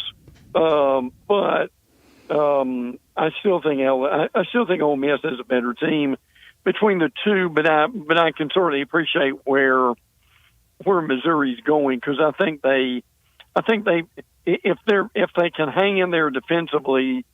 I'm not saying they'll win double-digit games again, which that's going to be tough. But they may be on to something, particularly. But I do wonder, though, guys, if Missouri has another double-digit win season, does Drink go to greener pastures? He sure have a lot of people calling, and reportedly had some this year. This time next year, when we're a month out from the NFL draft, month and a half out from the NFL draft, we'll tell you, we'll already know what kind of year Ole Miss had, but this will put the exclamation point on it. If Walter Nolan is being talked about as either the number 1 overall pick in the NFL draft or at minimum the first player on the defensive side drafted, then you know Ole Miss has had that dream year. Yep. If Walter Nolan slips to the 3rd round, Ole Miss is going to the Poulan Bowl. Yeah, that's a good indication. I would agree with that. In this league, they can all score and they can all put up points, can't they? Yeah. But can you stop anybody? And Nolan would be, I still think that's an incredible addition to that defensive line, and that's something they really needed.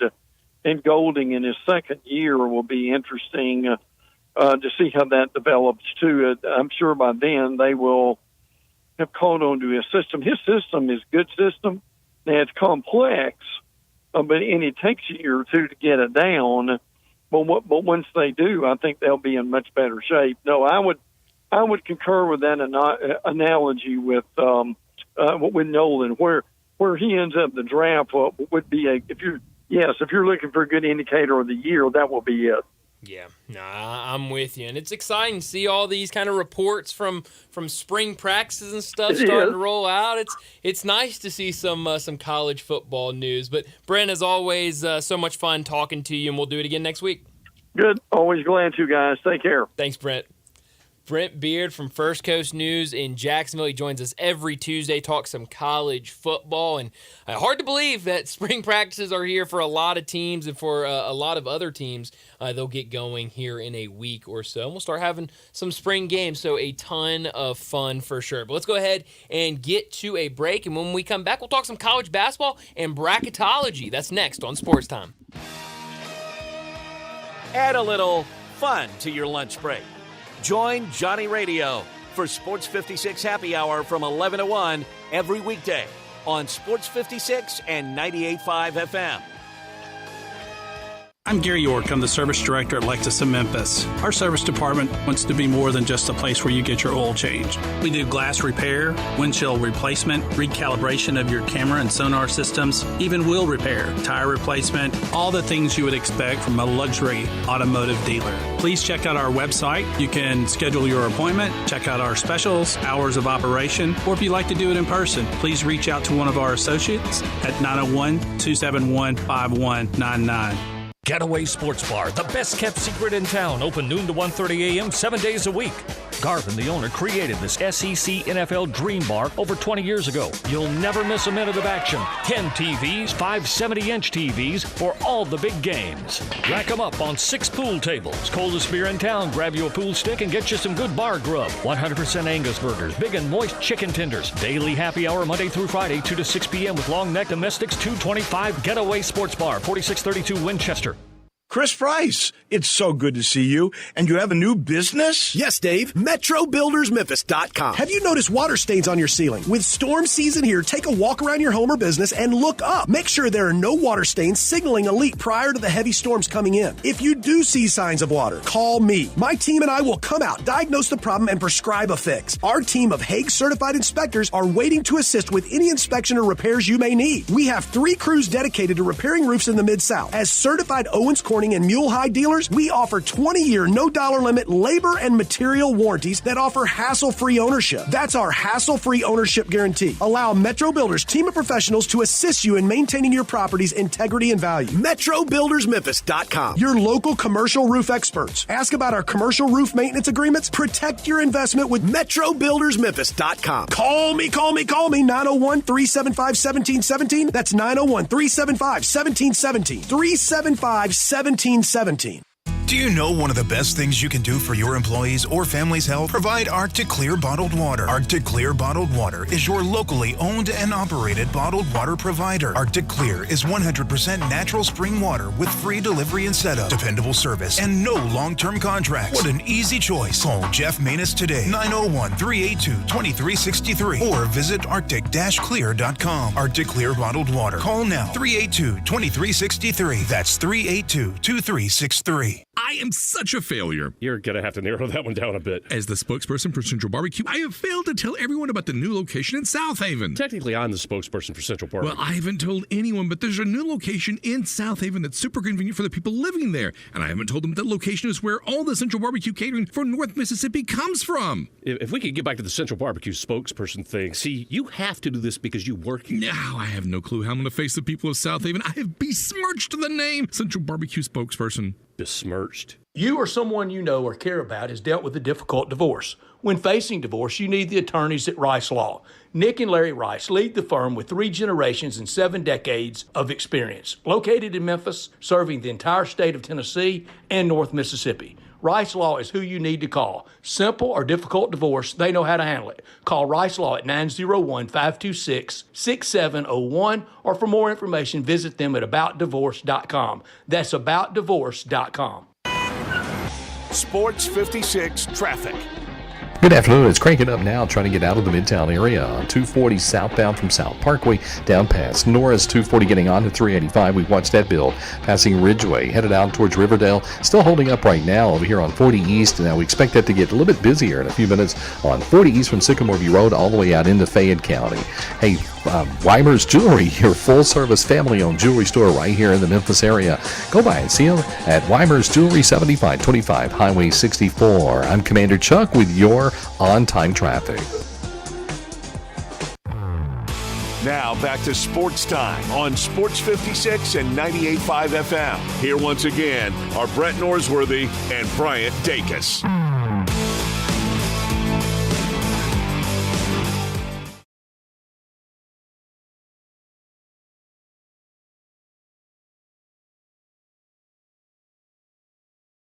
Leisure Studios. We're going to talk some college basketball here. Take a look at some bracketology. Hit us up on our Sissy's Log Cabin listener line, 901-360-8255. Brett, Joe Lenardi released his newest bracketology earlier today and has the Tigers in the next 4 out. The last team he has listed in the next 4 out. But it seems, and Jason Munns, who we talk to every single Friday, he has written, I think, a couple stories now. Seems like Joe Lenardi is a real believer of this Memphis basketball team. I think earlier, yesterday, ESPN published a story where they had Joe Lenardi and a couple other guys pick the winner for each conference tournament. Joe Lenardi picked Memphis in that as well. So it seems like Lenardi is a believer of this Tiger team. Well, if they win that tournament, it doesn't matter strength of schedule or quad 7 or 12 or 94, or it doesn't matter net. They're in, and then that debate, which won't last long, because the horn will sound and you got enough time to go get a drink of water and get in front of the TV for the bracket to be revealed. I think that would be around at best 8 or 9 seed. Well, you know who you play then. You play the 8 or the 9. Right. Or 10, and you would play the 7. I think if they won that, beat FAU, win the tournament, dodges Dayton. I think so. Avoids Dayton. I think it should. I think it would be around the 8 or 9 seed. But it's I think the Tigers are probably going to be wearing road jerseys if they find their way into the tournament. Either way. Do you notice both of the dark color roadie jerseys? Worse the Seeds won last night in A-Sun? Brett, what a night in the A-Sun last It really was. night. I mean, Jacksonville was knocking down 3 after 3 after 3. There was a guy in the Kennesaw State game, I guess same game, that was wearing a banana suit right behind the Kennesaw State bench and was dancing around the whole game. It was 2 great games, 2 road teams winning, so maybe it's good to wear the roadie jerseys. Now I think you've gotten this. True or false? Jacksonville's been to a Final Four. Oh yikes! True or false? Very true. Very true. Right. Played in the finals. Oh wow! Yeah. Didn't know that. If you had asked me that, I would have said no. Against Lou Alcindor. Good for Jacksonville. So we're going to use Joe Lunardi. Okay. So he has last 4 in Seton Hall, New Mexico, UVA, and Wake Forest. And I expressed to Dave that I thought if the Tigers are really in a battle for a last slot with UVA, and we all agree that head-to-head should matter. Mm-hmm. I don't care if you played on the opening night of the year. It was in this season, the 23-24 season. Key part of that is 24. Right. And that's the tournament we're gonna have. So that's the last 4 in. Mm-hmm. Then it's the first 4 out and the next 4 out, and the Tigers are in the next 4. So that's really 8th alternate is to really kind of try to simplify it for people. Of those teams in the first 4 out, you have St. John's and Rick Pitino trying to get into yet another NCAA tournament. They're tonight at DePaul. They're Saturday at Georgetown. They'll win both of those. They have one quad 3 loss. Wow. Their net is 38. The next one is Utah.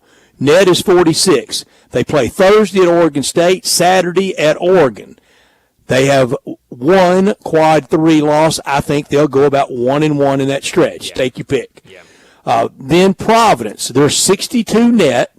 They have 0 quad 3 or 4 losses. Wow. They play tonight at Georgetown and Saturday at St. John's. About 1-1, would you say? Yeah. I don't see a 0-2 for anybody so far, and I don't maybe St. John's the 2-0. Sure. Because they got the Georgetown game at home. Iowa, 56 net, 1 quad 3 loss, and their 1 game remaining is Sunday at Illinois. If they win, Sunday at home against Illinois. If they upset Illinois Sunday, I think they're in. I think so. So I don't see any of those teams the Tigers can top. And remember, they got to top those teams and 7 more in between them. So here's the that's the first 4 out. Yep. No, they got to top all 4 of those teams and then the last 4 in. Right. So here's Colorado at 30, 0 quad 3 or 4 losses.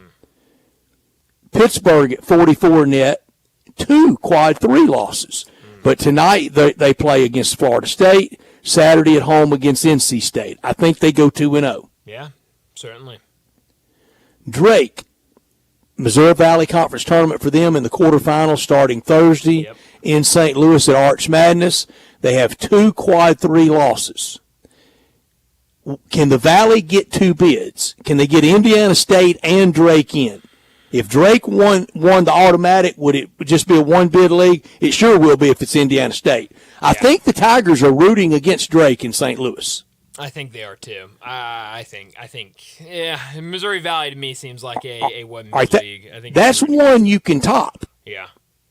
No, I think you can top them, but it's kind of an uphill battle after that. I mean, but you got 6 more. It's tough.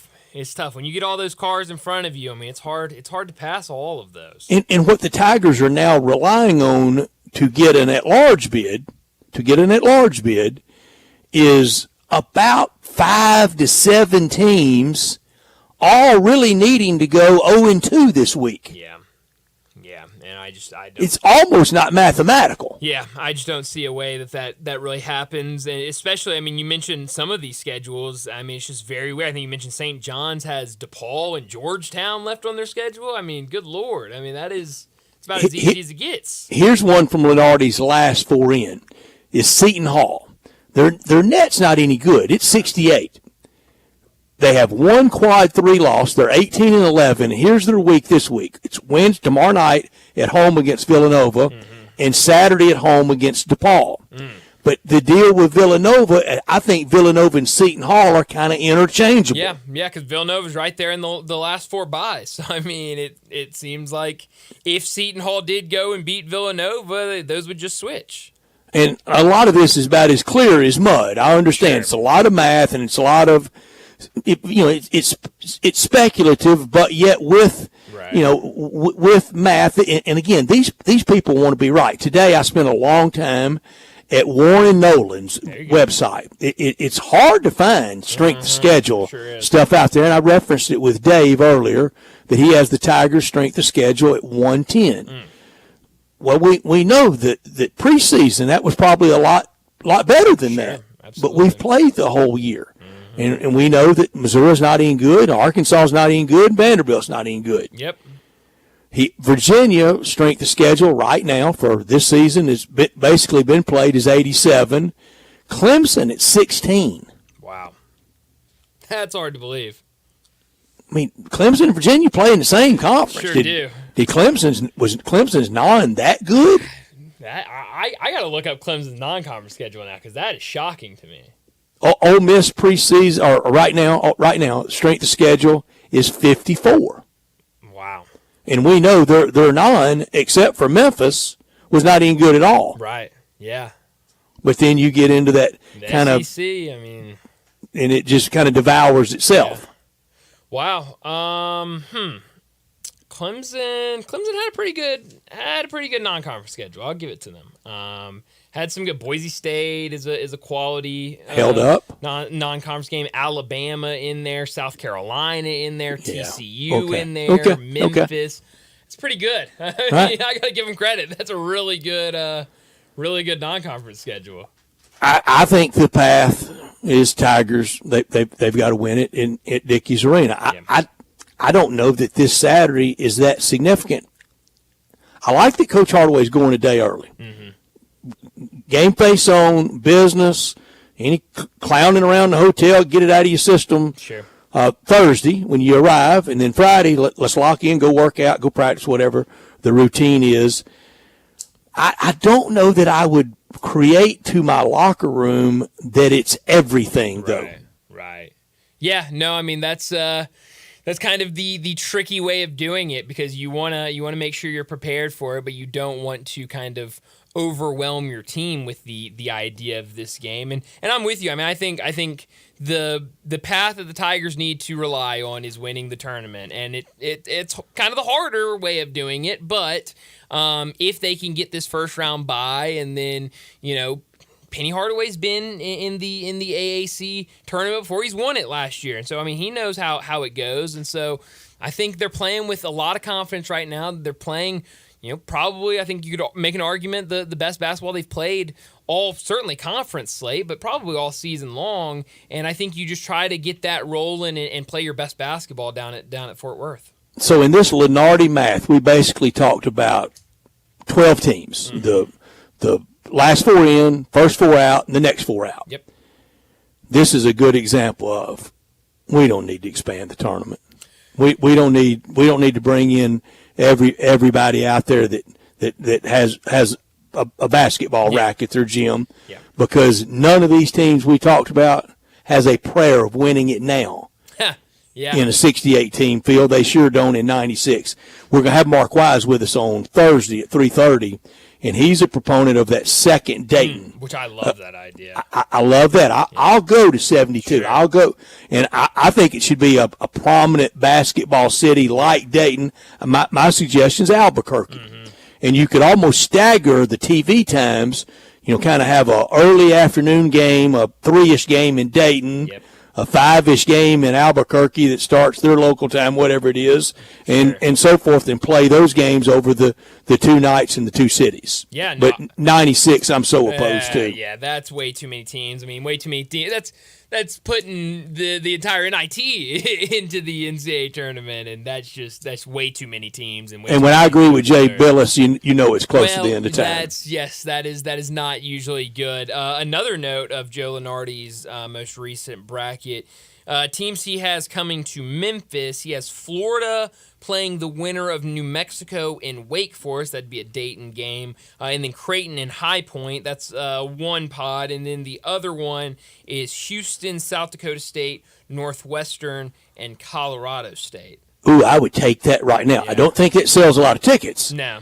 But just selfishly, I would take it because I've never seen New Mexico or Wake Forest, so I'd be guaranteed of a new one there. Yep. Never seen Tubby Smith's alma mater, High Point, in person, and never seen Northwestern or Colorado State in person. Yeah, so I'd get 4. I think 4 is a win for me. Oh, absolutely, 100%. I mean, that's. But I want a crowd there, and that won't get one. That won't get much of a crowd at all. So we'll see. I mean, it's starting to get closer to actual Selection Sunday when we have an official bracket in front of us. But it's fun to see where these bracketologists have everything set up, as we're only a couple weeks away. Well, let's go ahead, get to a break. When we come back, it'll be time for Big Number of the Day.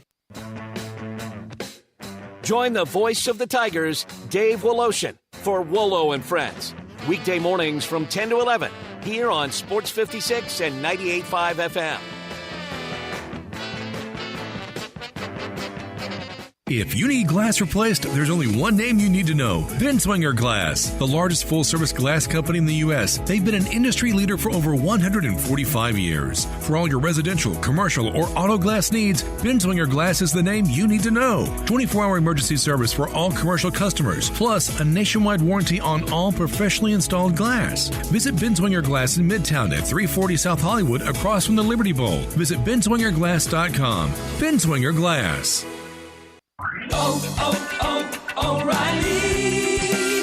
You need parts? O'Reilly Auto Parts has parts. Need them fast? We've got fast. No matter what you need, we have thousands of professional parts people doing their part to make sure you have it. Product availability. Just one part that makes O'Reilly stand apart. The professional parts people. O'Reilly Auto Parts. Simple, smooth, and every sip as easy as the last. Tito's handmade vodka tastes just as good with tap water as it does with your favorite mixer. Back in the day, Tito distilled, hand bottled, taste tested, sent to a few friends, then taste tested again to give you the finest juice around. No frills, no flavors, no fancy labels, just the good stuff. Just Tito's. For recipes, videos, and more, visit Tito'sVodka.com. Distilled and bottled in Austin, Texas, 40% alcohol by volume, namely 80 proof, crafted to be savored responsibly. At LL Flooring, we've been a trusted partner to pros for over 30 years. With over 400 nationwide warehouses full of in-stock, job-ready inventory, you'll get what you need. And our exclusive pro pricing means that pros never pay retail. Because at LL Flooring, all we do is floors. So we're going to do it right. Sign up for a free Pro account today to start getting Pro benefits. LL Flooring. Every step covered. Do you want a greener, more weed-free lawn? If you're like me, you can't stand the sight of dandelions, clover, or especially crabgrass. Hi, I'm Brandon Hawley, president of Lawn Solutions. We are your locally owned and operated weed control and fertilization company. We are also experts in disease and insect control on your lawn and landscape. Our uniformed technicians are full-time, year-round licensed and certified by the state of Tennessee. Lawn Solutions' personalized service is far more superior to that of national companies that promise but simply cannot deliver. We return phone calls, we keep appointments, and we want your business. What we will not do is bother you with endless phone calls or junk mail. Lawn Solutions will not sell you something your lawn doesn't need. If you're looking for a local lawn care company to kill your weeds and feed your grass, then Lawn Solutions is the finest. Call us at 867-5626. That's 867-5626. Or go online at lawnsolutionsinc.net. From our family to yours, we want to thank you for your business. Now back to Sports Time on Sports 56 and 98.5 FM. Here once again are Brett Norsworthy and Bryant Dacus.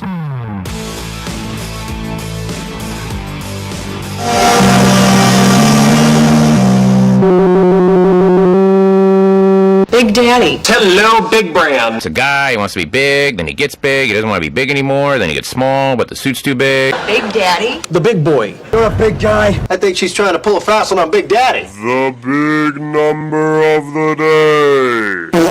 Well, Brad, I saw this number last night, and I really liked it, so I had to bring it to the table today. It's from a couple days ago, so it's kind of old. It's kind of a couple days old, but I think it's still a really good big number as I continue to try to filibuster while I get the entire stats in front of me. So on Sunday, the New York Knicks beat the Cleveland Cavaliers 107-98. In that win, Josh Hart for the New York Knicks put up a triple-double, 13 points, 10 assists, and 19 rebounds. If you ever told me that Josh Hart would grab 19 rebounds, a 6'4 guard, I would tell you you're crazy, but he did it against the Cleveland Cavs the other night. He also made 3 3-pointers in that game. So my big number is the number 19. Josh Hart finished the night with a triple-double, including 19 rebounds and 3 made threes. He is the third player in NBA history with a 19-rebound triple-double while also making at least 3 threes. The other 2 players that have done that in NBA history, Russell Westbrook and DeMarcus Cousins. How about that? Good company. A boogie reference. That's Way right. to go. Love it. I watched a lot of that game and did not realize he had that many rebounds. Crazy. I mean, he was stocking them up. Incredible. 18 of them defensive rebounds, of course. Only one I'm a lot pulling for Cleveland because of JB Bickerstaff. Yeah. But I do like the Knicks, but I think the Knicks are teasing their fans again. It's kind of how it goes in New York. It is. And the media will fall right in line. The Knicks can break through. Every year. This is the Knicks year. Every Yeah, single year. it's not.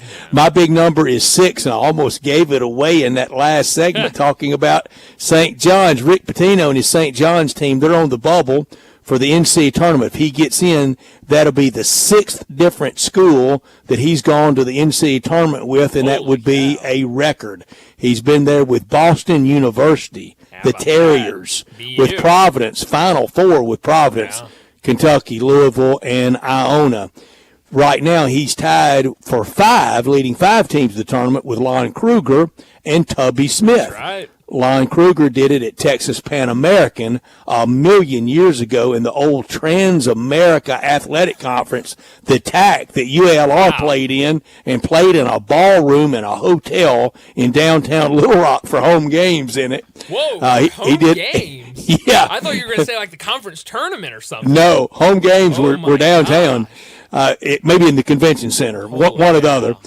Texas Pan American, Kansas State is alma mater that he played against Larry Finch and the Tigers in the Elite Eight, Florida, UNLV, and Oklahoma. Tubby. He took Tulsa, Georgia, Kentucky, Minnesota, and Texas Tech. Did not go to the tournament with Memphis or High Point. Yeah, that's right. I knew Tubby had taken 5 teams, so wow, if he gets there this year, they'll make it 6 for Rick It's going to be Pitino. close for St. John's. It's going to be really close for St. John's, and I don't know. I mean, it seems like they're playing with some fire now after he got into them about none of them were very quick laterally. It seems like they've been playing well since then. Brian, I don't know if this were original Brett terms, but one of them, they got to have 68 teams. That's a good point.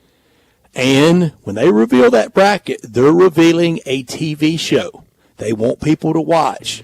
Pitino's good TV. Pitino is really good television. No matter where he's at, no matter what that team is like, it's going to be interesting and entertaining every time he's on the sidelines. I mean, against some of the other teams, I don't even know who the coach is at Drake. I'm sorry. I don't. But, you know, if CBS is doing a promo in the NCAA tournament coming up at 3 o'clock on Thursday, the coach at Drake or Rick Pitino in St. John's. Yeah, it's one is way bigger than the other and carries a lot more weight than the other. So I think that works in Penny Hardaway's favor. Certainly. Absolutely. I mean, Penny Hardaway is certainly a name that everybody knows, and I'm pretty sure a lot of people want to watch whether they're Memphis fans or not.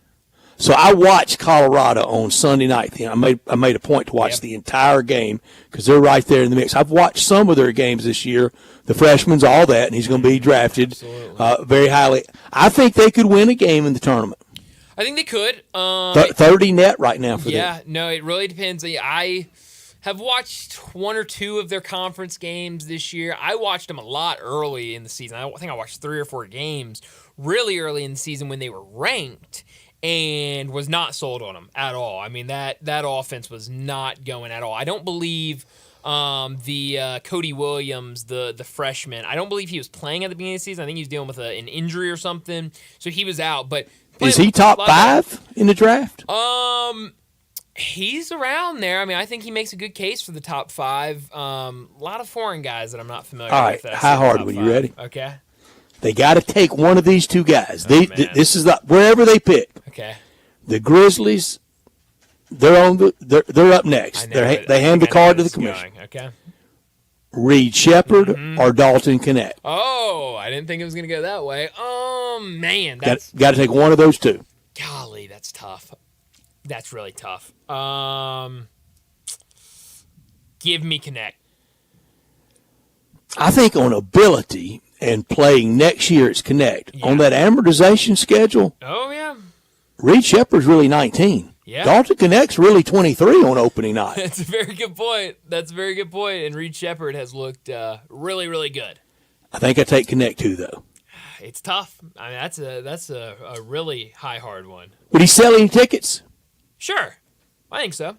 There are plenty of Tennessee fans in Memphis that would go to Grizzly games just to see Dalton Knecht. Mm-hmm. A couple that were at the Tigers game, I'm sure, would go to a Grizzlies game. Well, maybe those two. To see Dalton Knecht. I don't know. But do we know if those two made it home safely? I hope so. We hope so. Yeah, we do. So. I know those Ole Miss fans made it. The big collective of Ole Miss UAB students made it home safe. I saw them loading up to their bus. So I know they were able to get out of there all right. Except that's funny you say that. When you hear a bus load, a full bus is what, about 40 people? Yeah. Ish, yeah. 50? Yeah, sure. Yeah. It's a good round number. I mean, it was a good crowd for sure. It was a lot. So I'm glad they were making noise and they were having a good time. I saw somebody post last night. At least it's easier to get back to Birmingham now in 78 than it's ever been. 100%. But I saw when I left here last night, I saw a video on Twitter that after the game was over, they started playing Whoop That Trick after the Tigers won, which I think is just a Grizzly song. But whatever, hey, do your thing. And the UAB students were chanting Whoop That Trick along with the jumped in on the phone? They were just having a good time. Right? I told you yesterday, they were just having a good time. I really don't even think they cared what happened in the game. They were just having fun. So isn't it the friends we made along the way? That's what really matters. Great point, Brett. Great point. That's all that matters. I hope they had a good time here. Man, that drive to Birmingham used to be really circuitous. Ooh, yes, much better now. In the day, through wacky, zany Guin and Winfield. Oh, man. Yikes. A lot simpler now. Lot easier. Well, let's go ahead and get to a break. And when we come back to start our shortened third hour, we'll be talking some NFL with Bo Marchant.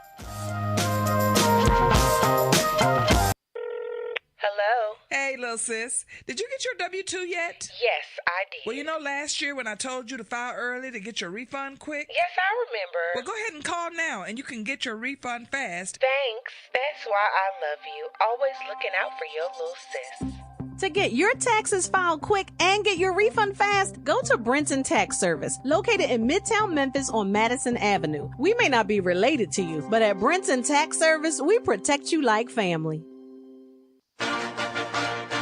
You watch sports. You listen to sports.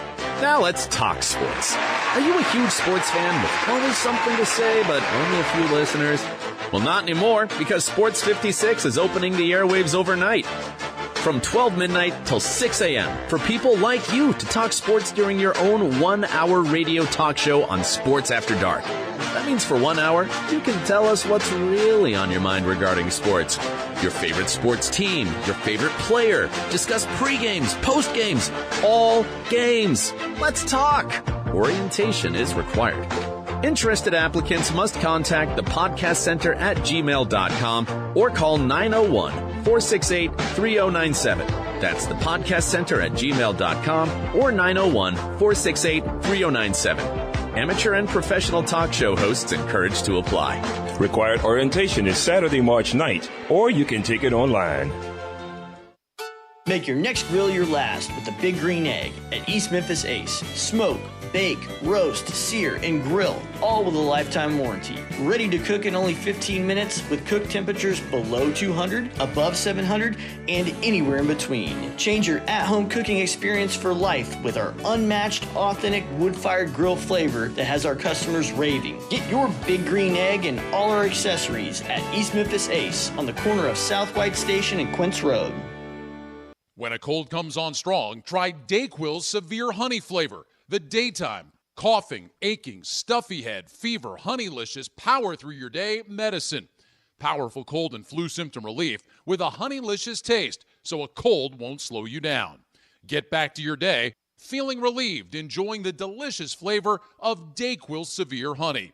DayQuil Severe Honey flavor soothes your symptoms with a delicious taste. Use as directed. Keep out of reach of children. Sports 56 traffic. Good afternoon. Pretty busy now going outbound on Sam Cooper, trying to get back up on the interstate. Crowded where you would expect on 240 east from Mill Branch all the way out to 385. It's been running a little bit slow from time to time on 55 southbound today coming over from West Memphis across the bridge as it builds going 40 west across the bridge back over into West Memphis up through Crittenden County. Hey, 24/7 reliable crane and rigging services right here in the Memphis area. It's got to be Tomahawk Crane and Rigging at tomahawkcrane.com. I'm Commander Chuck with your on-time traffic. We are Sports 56, WHBQ Memphis, and W253 DF Memphis. Flynn Broadcasting Stations. Oh, yeah. National Football League talk every Tuesday with Bo Marchant, covering the NFL Draft at collegetopro.com and the NFL Draft Bible, covering the Steelers for Sports Illustrated, living and running in Eastern Ohio, and on Twitter X at Bo Marchant. Here's Bo with Bryant and Brett. Bo Marchant joins us to talk the NFL on the Sissy's Log Cabin phone line, and he joins us now. Bo, thanks so much for joining us coming off the Combine last week. What were your biggest takeaways to the week of the Combine? Well, I think we got to start at the top of the draft with Caleb Williams and his decision not to throw, but not only not to throw, but to really throw a curveball, and what we're norm is not do the medical. And, when I first heard it, I'm like, and I had to think about it for a minute, but when you're already perceived as the number one guy, you're the proclaimed number one pick, I think all that stuff could only decrease your value. So if you're already sitting at the top of the mountain, why would you do anything to decrease that? So I thought that was the biggest takeaway, where the number one pick, and we've never seen that before. I mean, Marvin Harrison didn't speak to the media. That was a first. So we had a couple firsts. We had a proclaimed number one pick not work out, which is crazy. And then we had a receiver that's a top 5 pick who didn't do the media thing, which was also a first. So, but I think Caleb Williams, just, resting on what he's done at USC, and he said it, you watch the tape and the amount of games he played, if you don't know enough about me. But on the flip side, everybody else who's fighting to get to the National Football League, that's a very important event, and them showing up and showing out, you can't decrease or degrade what they came to Indianapolis to do. Okay, he may not have provided medicals for everybody in Indianapolis, but before they hand that card to the commissioner, the Bears will require him to do it for them, won't they? Yeah, and Caleb said that much, Brett. He said, listen, the teams that are going to have me come through their facilities, I'm going to give them that information. We're going to be on the same page. But for everybody else, if you're kind of not in that camp, there's no reason to do it. So, I can see it. I can see it both ways. I always think, you kind of want to put your best foot forward. If you have nothing to hide, then why not do it? Right. That's my way to do it. If I was, and he doesn't have an agent, but I'm sure there's voices that are directing him and the decisions he make and where he's going about his business. It's such a tricky situation when you get to this point, especially the combine and the draft. I mean, and agents, and this is. But at the end of the day, Brett, he didn't decrease his value. He technically didn't do anything wrong. I think I fall in the old school boat, and I'm happy about that, but I wish he would have done it. I just think you're obligated to the other 32 teams in the NFL that could be your employer. Maybe there's somebody out there that really could be the team that you need to go to. Maybe there's a team out there that you would flourish with. Now you're kind of eliminating that process. So he has only so many visits. So at the end of the day, he did what he did, but it was a unique thing nonetheless. Now, it's not just he will provide. I mean, the Bears doctors will put him in an MRI machine, and they'll X-ray things, and they'll do blood tests. They'll go through his battery of exams because it's the great Joe Namath story. I mean, it made the AFL, it changed the Super Bowl, it revolutionized football as we know it. But Sonny Warblin signed Joe Namath on the field after Alabama had lost to Texas in Orange Bowl. They hadn't put him through one thing of medical. He signed him on the field, unbelievable, astronomical money guaranteed. They fly him to New York, then they put him through the medical, and the team doctor came to Sonny Warblin and said, Mr. Warblin, his knees are wrecked. He may play 4 years. Yeah, and that's the tricky part. I mean, he's played. There haven't been catastrophic injuries, and I mean, since Namath left Alabama, I mean, in terms of medicine and science and knee injuries, we're on another level. So, I mean, you got to really be in a bad place, especially at quarterback. I mean, we're not talking about a guy that's playing. I think Namath won the Super Bowl that fourth year. They said we got 4 good years out of him. Yeah, and and at the end of the day, we Urbeck and the Jets got a Super Bowl, and I mean, when you put it in big perspective, it all worked out. You just want the Super Bowl, and we could. I mean, like Sean McVay. If Sean McVay and the Rams never won one, everybody would be, they drove draft capital. They never invested in the draft. They were too big in free agency. But you know what? Sean McVay will rest in peace one day, and I hope he lives 1,000 years.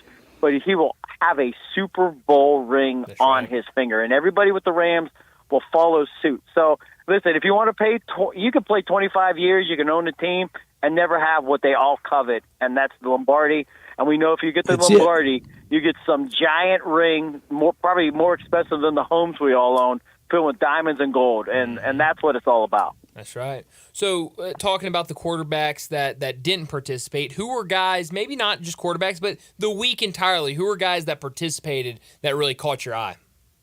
Well, I mean, we got to start about Xavier Worthy because he was that borderline first or second round guy out of Texas, and he runs the fastest 40. And, and when you do that, it's kind of a unique thing. So I think you've got to put him just on the pedestal of a guy that teams are going to talk about in terms of kind of getting to that mode. But at the end of the day, I just think when you look at this combine in general, I'm still looking at the quarterbacks because I'm kind of in a situation where I think it's the most important position. You guys know that, but I think like Drake May, what I heard interview-wise, I heard he would just knock the interviews out of the ballpark. Teams really felt comfortable around him, and this is not to say the other guys didn't. This is the information that I got that I'm sharing to you. That like Drake May out of North Carolina just came across as a kid that teams, at least the teams I spoke to, that very comfortable with. So, and I can only take my own notes, and insiders that have a lot more insight, they could give you a lot more of that, but. I think Drake May, North Carolina quarterback, proclaimed probably top 5 pick, should go the 3rd overall, is a guy that you can keep your eyes on. I wouldn't touch him. I would be scared to death of him that he's a repeat of Mitch Trubisky out of North Carolina. Yeah, Brett, listen, I'm the biggest North Carolina hater in the world because I can go back, and I looked at it. You have to go back to the Natrone means to the last good offensive skilled guy from the Tar Heels. And I always joke, you could say Hakeem Nicks if you want to go there. Oh, Hakeem Nicks burned both of us. Exactly. So, but that's the bottom plate. And you Javonte Williams right now in Denver. He has it, but he's been hurt. It's about delivering. So, you took at Sam Howell, you look at Mitchell Trubisky, you got another one in Drake May, and you wonder. this is where I go with Drake May. And there's a lot of guys I can mention that I won't because I never like to be negative. But like I never, when I go scout a game or watch a game, I'm like, oh, say I'm going to look at so and so, or so and so is in this game. I want to kind of deflect that out of my mind. I just want to say, hey, this is this player. How is he going to perform today? And when I saw Drake May, he impressed me. He made plays. He was impressive. So that was impressive to me because I've seen some guys that are top 15 picks that I've seen live. And when I've seen them, I'm like, I didn't see anything. It doesn't mean that they're bad players. It's just one game. I mean, you can't put a guy's stock in one game and vice versa. But nonetheless, I just think when you see LeBron James, you know, hey, that's LeBron James. That's the real deal. You could go at any high school stadium or basketball court, and I was thinking Eric Dickerson when I said that. But you go to any field and see Dickerson run. You could say any high school basketball stadium, arena, and see LeBron play. You would know. And I'm not saying Drake May is that guy, but when I saw him perform, he was fantastic. And after the game, Mac Brown. And the reason I say this is he threw a left-handed pass. He's a right-handed quarterback, but he threw a left-handed touchdown pass about 6 yards out of the end zone on a touchdown play against Pitt. And Mac Brown said that was probably one of the most amazing plays he's ever seen. Now, this is Mac Brown. This is quarterback, and I know you're going to talk politically about the guys that's running your team at the quarterback position, but I just thought Mac Brown complimenting him and kind of even going that realm of saying great play. But nonetheless, hey, we don't know where these guys are going to end up and how good they perform. But getting back to the Drake May thing, he impressed me, and I guess during the interviews, he's a guy that impressed the team. And we, of course, are talking about North Carolina offensive players that we're scared of. We're not talking about Lawrence Taylor and Julius Peppers. I even throw Dre Bly in there, played 11 years at cornerback and was a really good player. If Justin Fields was coming out of Ohio State this year, who would you draft first, Justin Fields or Caleb Williams? Caleb Williams, 1,000 times over. Okay. I've seen, he's 10-28, 10-29. Listen, there's a certain players that are in armored. They get love, and I always go back to Kirk Cousins. Kirk Cousins is past that point. He gave up. He did the quarterback show, so people love him now. Daniel Jones is the new most hated player in the NFL, and Justin Fields is probably the most loved player in the NFL. Both equally, you could argue good or bad who they are. But nonetheless, Justin Fields he's dynamic with the football, and we get tantalized with that aspect of a quarterback making a great play when the play breaks down and they're able to gobble up a big chunk of yardage.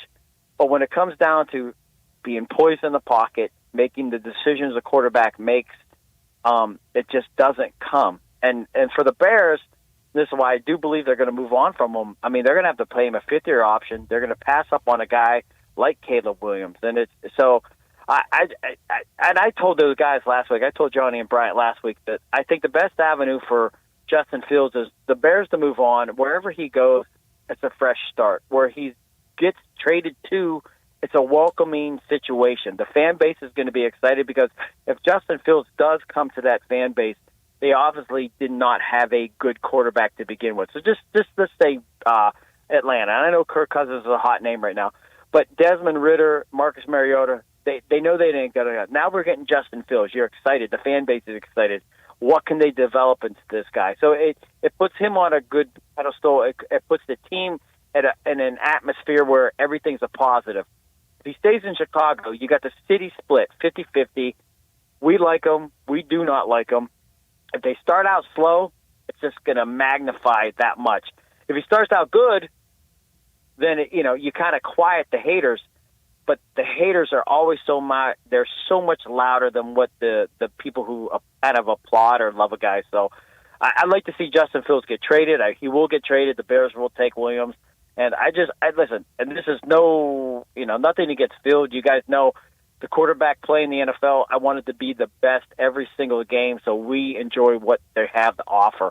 I hope he goes somewhere and he flourishes. I really do. I really, really mean that. Yeah.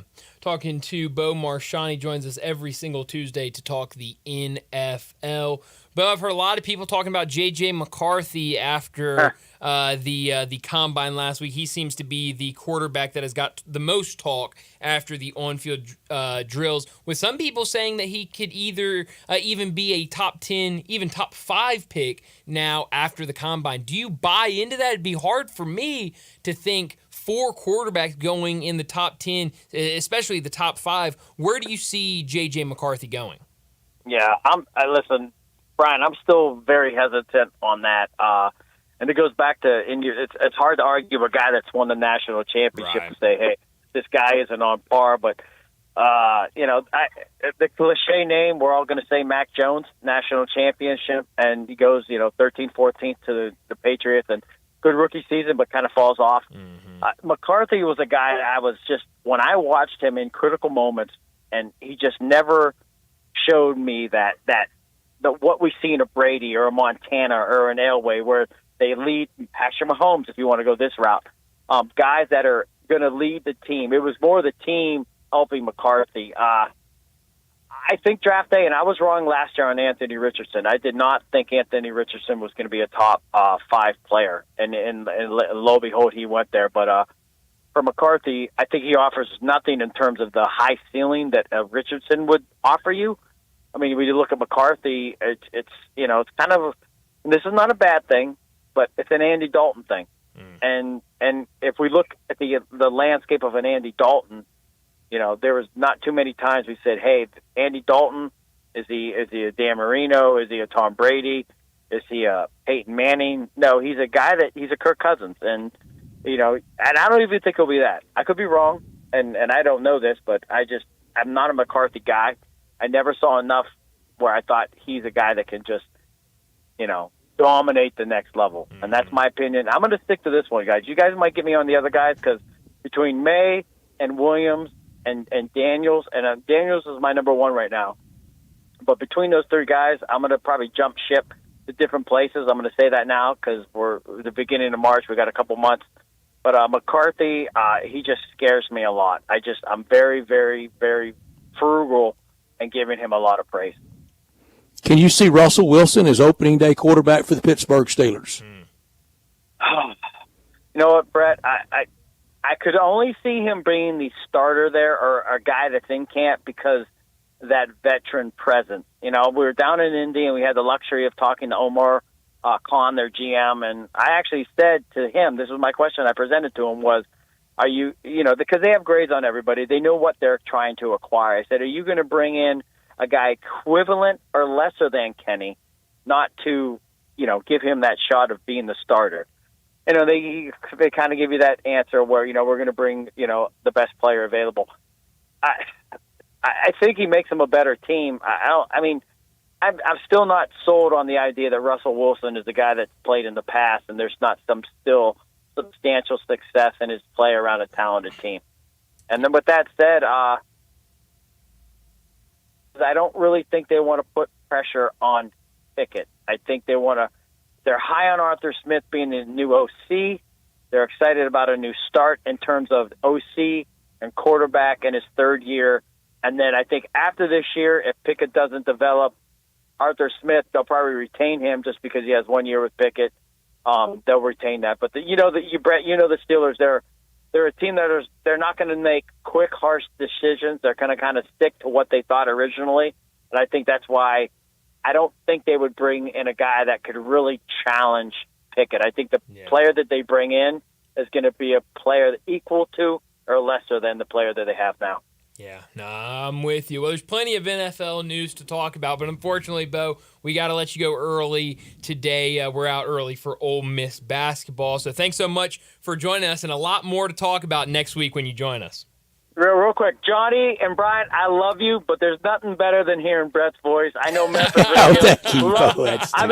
It's like hearing a voice. It just, when you hear it, that's the voice. And I had to say it. You're Even not when I wrong. heard Thank it you, today, I got shivers. So I love you guys. Have a great week. Love you, Bo. Thanks, That's Bo. so kind. Thank you so much, Bo. Bo Marchant with us every week talking the NFL, and he covers the Pittsburgh Steelers right there in eastern Ohio, in Youngstown, Ohio, and all the NFL, and spent last week at Indianapolis. And next week, remind me to ask him of this. How missed was Bill Belichick around the combine last week? We talked about the change yesterday at Alabama. Yeah. The change this year for all of us in the NFL with no Bill Belichick around, and we just wonder, how long is it going to be?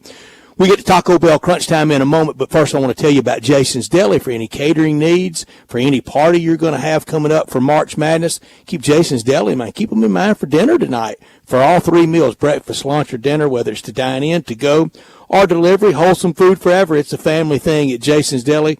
Over 200 area Memphis associates. All the foods are free from dyes, artificial trans fats, and flavors, processed MSG, high fructose corn syrup, all that stuff that's bad for you. They don't have it at Jason's Deli. It's good. It's healthy. First franchise in the nation to be trans fat free, and it's all about choice. Whether you seek a gluten-free menu, vegetarian sandwiches, healthy kids meals, or if you'd like to vent your own sandwich via the Build Your Own, you will be delighted. And there's a location near you right now in our area. Wherever you are, you're close to one, whether it's in Cordova, Olive Branch, Poplar and Highland, over by the U of M, or at Ridgeway Road across from MUS. Great salad bar in every location, over 30 items to choose from, and you can prepare it however you'd like off the menu. The Mesa chicken salad, my favorite, the taco salad, and again, catering anytime, anywhere. Complimentary ice cream in all those locations at Ridgeway Road, at Poplar and Highland, Olive Branch, and Cordova. Check them out online as well at jasonsdeli.com. This is pretty cool, and we're just getting started, so.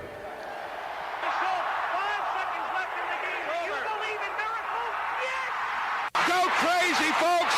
Go crazy! This is for all the biggest crunch time. You are looking live. In your life have you seen anything like that? Goodbye!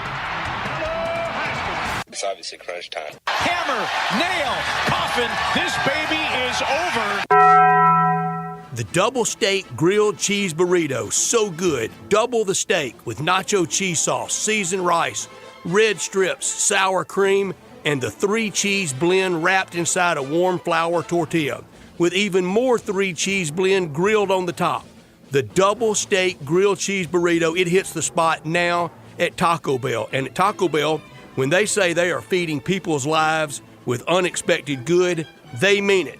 Bowl food you can't get anywhere else. Well, Brett, I learned a couple of things today. The first being that change, it looks like change is going to come at the running back position for the New York Giants. It was reported earlier today that the Giants will not put the franchise tag on star running back Saquon Barkley. He's dealt with a lot of injuries, and it seems like things have not really worked out on the field, off the field, with him, with that front office in New York. So it sounds like he'll make them pay. He will make them pay. And Brett, I'll be honest, unless somehow he lands with the Eagles or with Washington, I'm glad this happened. Out of the division. I don't want to see him anymore. Get him in a different division so then I can root for him. I like Saquon Barkley. I don't have anything against him. It's just he plays for the Giants, and I'm not a fan of that.